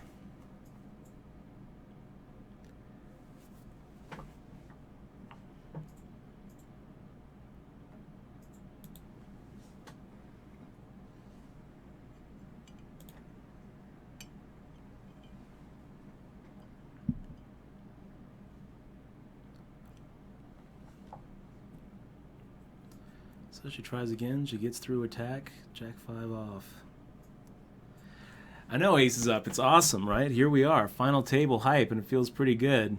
So we're looking at 13 bigs. I think Jack 5 offsuit is probably going to be a fold here by anybody's shove fold chart.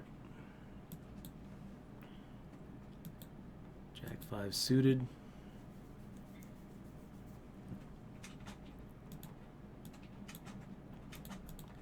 Tilt your mom making the shove.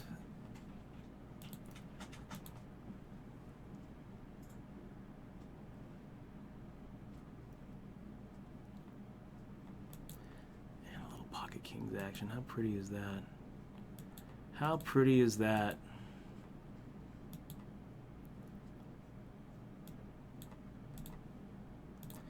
So we're going to slow play it a little bit. Maybe we can get one of these players to 3-bet shove. If not, it doesn't matter. I'm pretty sure that we're going to see I unlock 4-5s try to put us in this, put us all in by the river.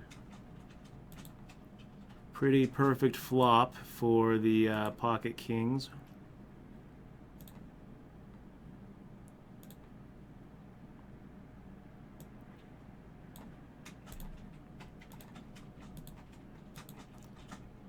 Vegas Bell making the call.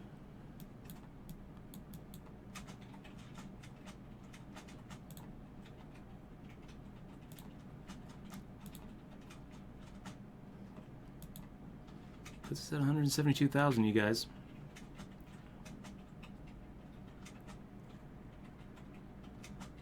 Fourth. Not too shabby.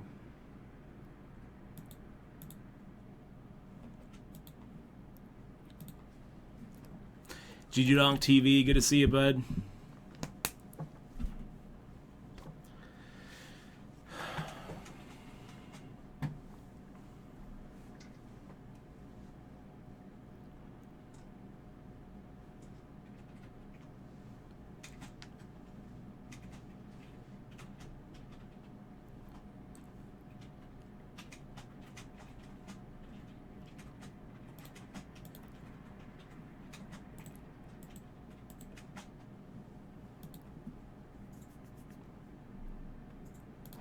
Would make the fold here with a 3-4 off. So guys, we've been getting way more than our fair share of hands here at this final table. Pocket kings and pocket tens so far in what, 2 orbits? Let's hope that the run good continues. Liking our stack. Wow, how do you guys give PokerCat the walk? What a gift, especially you. I unlock 4-5 suited. I mean, you've got so many chips. You've got so many chips. Put the pressure on her. Man.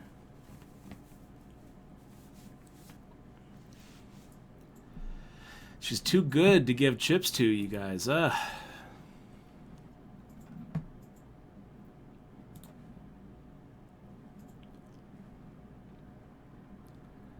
So queen six of hearts, making the fold. So far it's been a pretty quiet final table. Attack making the shove here for 10 bigs. We'll see if he gets through.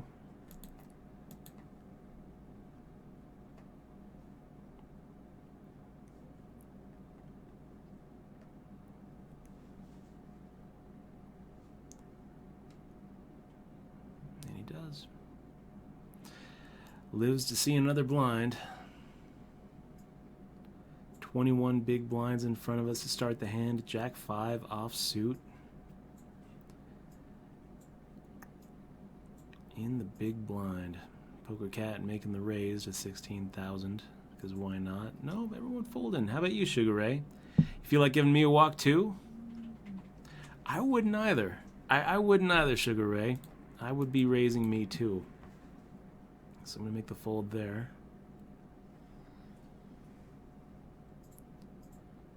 Jack 4 suited.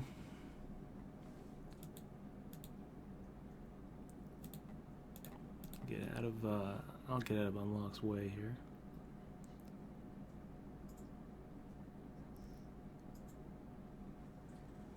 Attack making the call.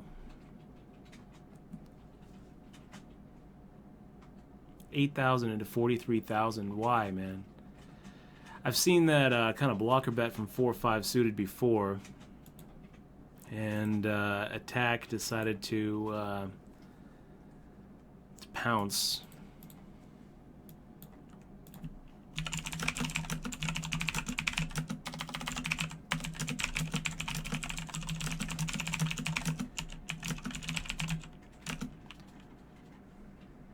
Tilt your mom making the shove here for 13 bigs.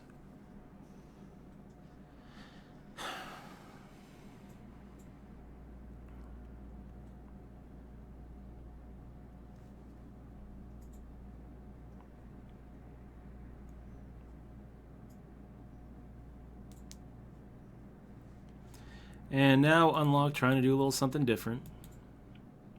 35,200 instead of the normal min raise that he's been doing. What does it mean, guys? What does a 4x mean? I don't know. Queen Jack suited. Honestly, it probably means if Sergeant Pepper found the move to make a 3-bet, probably getting through.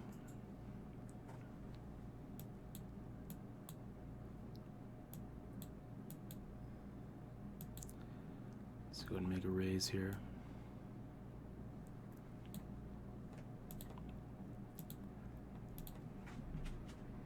One down. 2 down. 3 down. How about you, Vegas Bell? Makes the call, defends.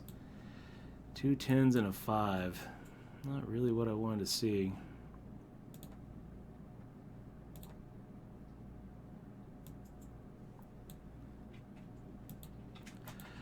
But not what Vegas Bell wanted to see either. So we're back up to 180,000 now.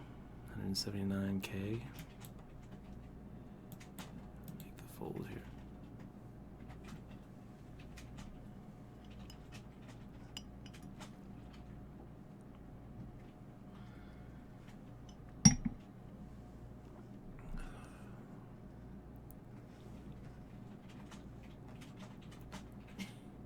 It's taking a while to lose anybody, you guys.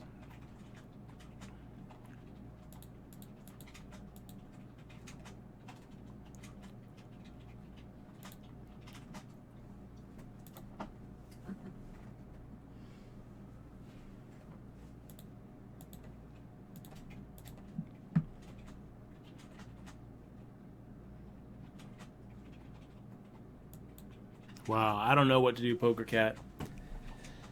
I mean, I kind of feel like if you're calling on the flop, the 6 of clubs shouldn't have changed anything for you. So maybe you call the turn as well. I don't know. It's a tough one. But now Poker Cat is down at the bottom of the heap with less than 9 bigs. Come on, 4-5. Don't do it again. Oh my gosh. All right.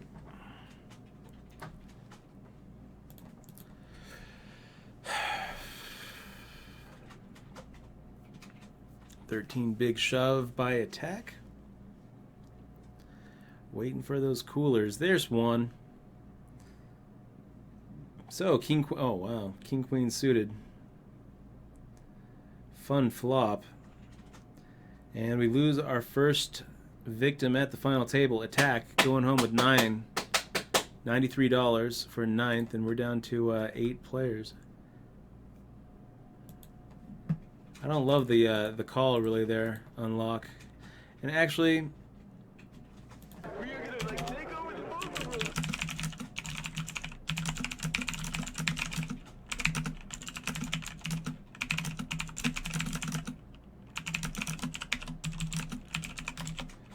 gonna go ahead and give unlock 4-5s the bony fish here. Not only just for that call, which I feel like was pretty bad, but also for failing to take a shot at Poker Cat's big blind 2 orbits in a row, and for just varying that pre-flop raise amount so often. By the way, Delos512, Delos, thank you so much for being here, man, and thank you very much for keeping that sub going and sticking with me, man. Really appreciate it. Okay, Vegas Bell making the shove. 7 big is gonna make the fold.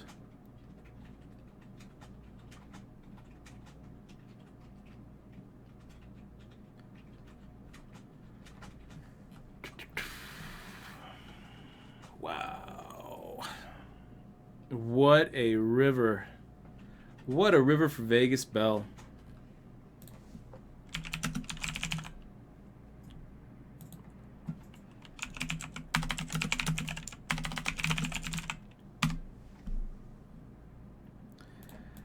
Looks like it's gonna do another dominated hand. It's gonna do it for Vegas Bell.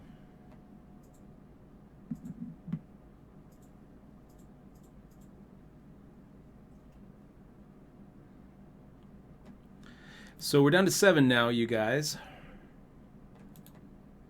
And I'm liking where we stand. Poker Cat with a little over 8 big blinds. Not sure what to do here. Thinking about making a shove with a questionable holding.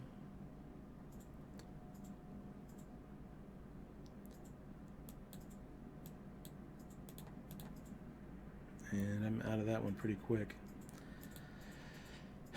Would have been making the shove if I Tilt Your Mom wasn't in there.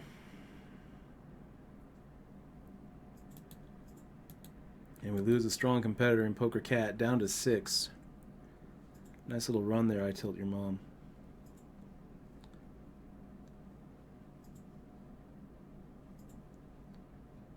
Seven, 6 off.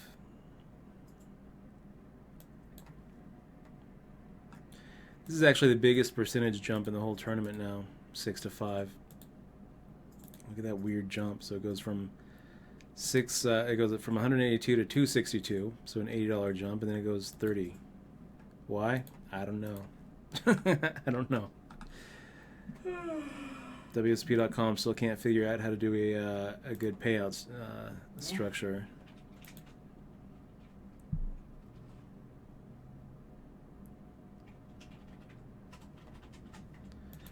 All right, a little ace-10 off. If he goes fold and Cheetah makes the shove, I'm going to be making the call. What if Unlock makes a raise? I don't know. How about this one? This is interesting. Sugar Ray making 30K. Nope, just all-in shoving. Okay, Sugar Ray. I'm with you. Oh. Queen 10 or 5 is what we're looking for there. Ugly. Okay, guys, 6th place for us. Not quite where we wanted to be, But yeah, it's still not such a bad day. Just shy of 200 on that. A little bit brutal. Really didn't expect Sugar Ray to just make an open shove with that strong of a hand. So it goes. So guys, I'm gonna go ahead and shut this down, and let's do a little Hearthstone running. I'm gonna be right back with no delay in about we'll say about 3 minutes. You guys are awesome. Really appreciate all of you subbing. Really appreciate all of you following. Make sure to click on the follow button if you haven't yet. And if you want to hang out, no delay, with a little bit of Hearthstone action, then yeah, stick around. Be right back.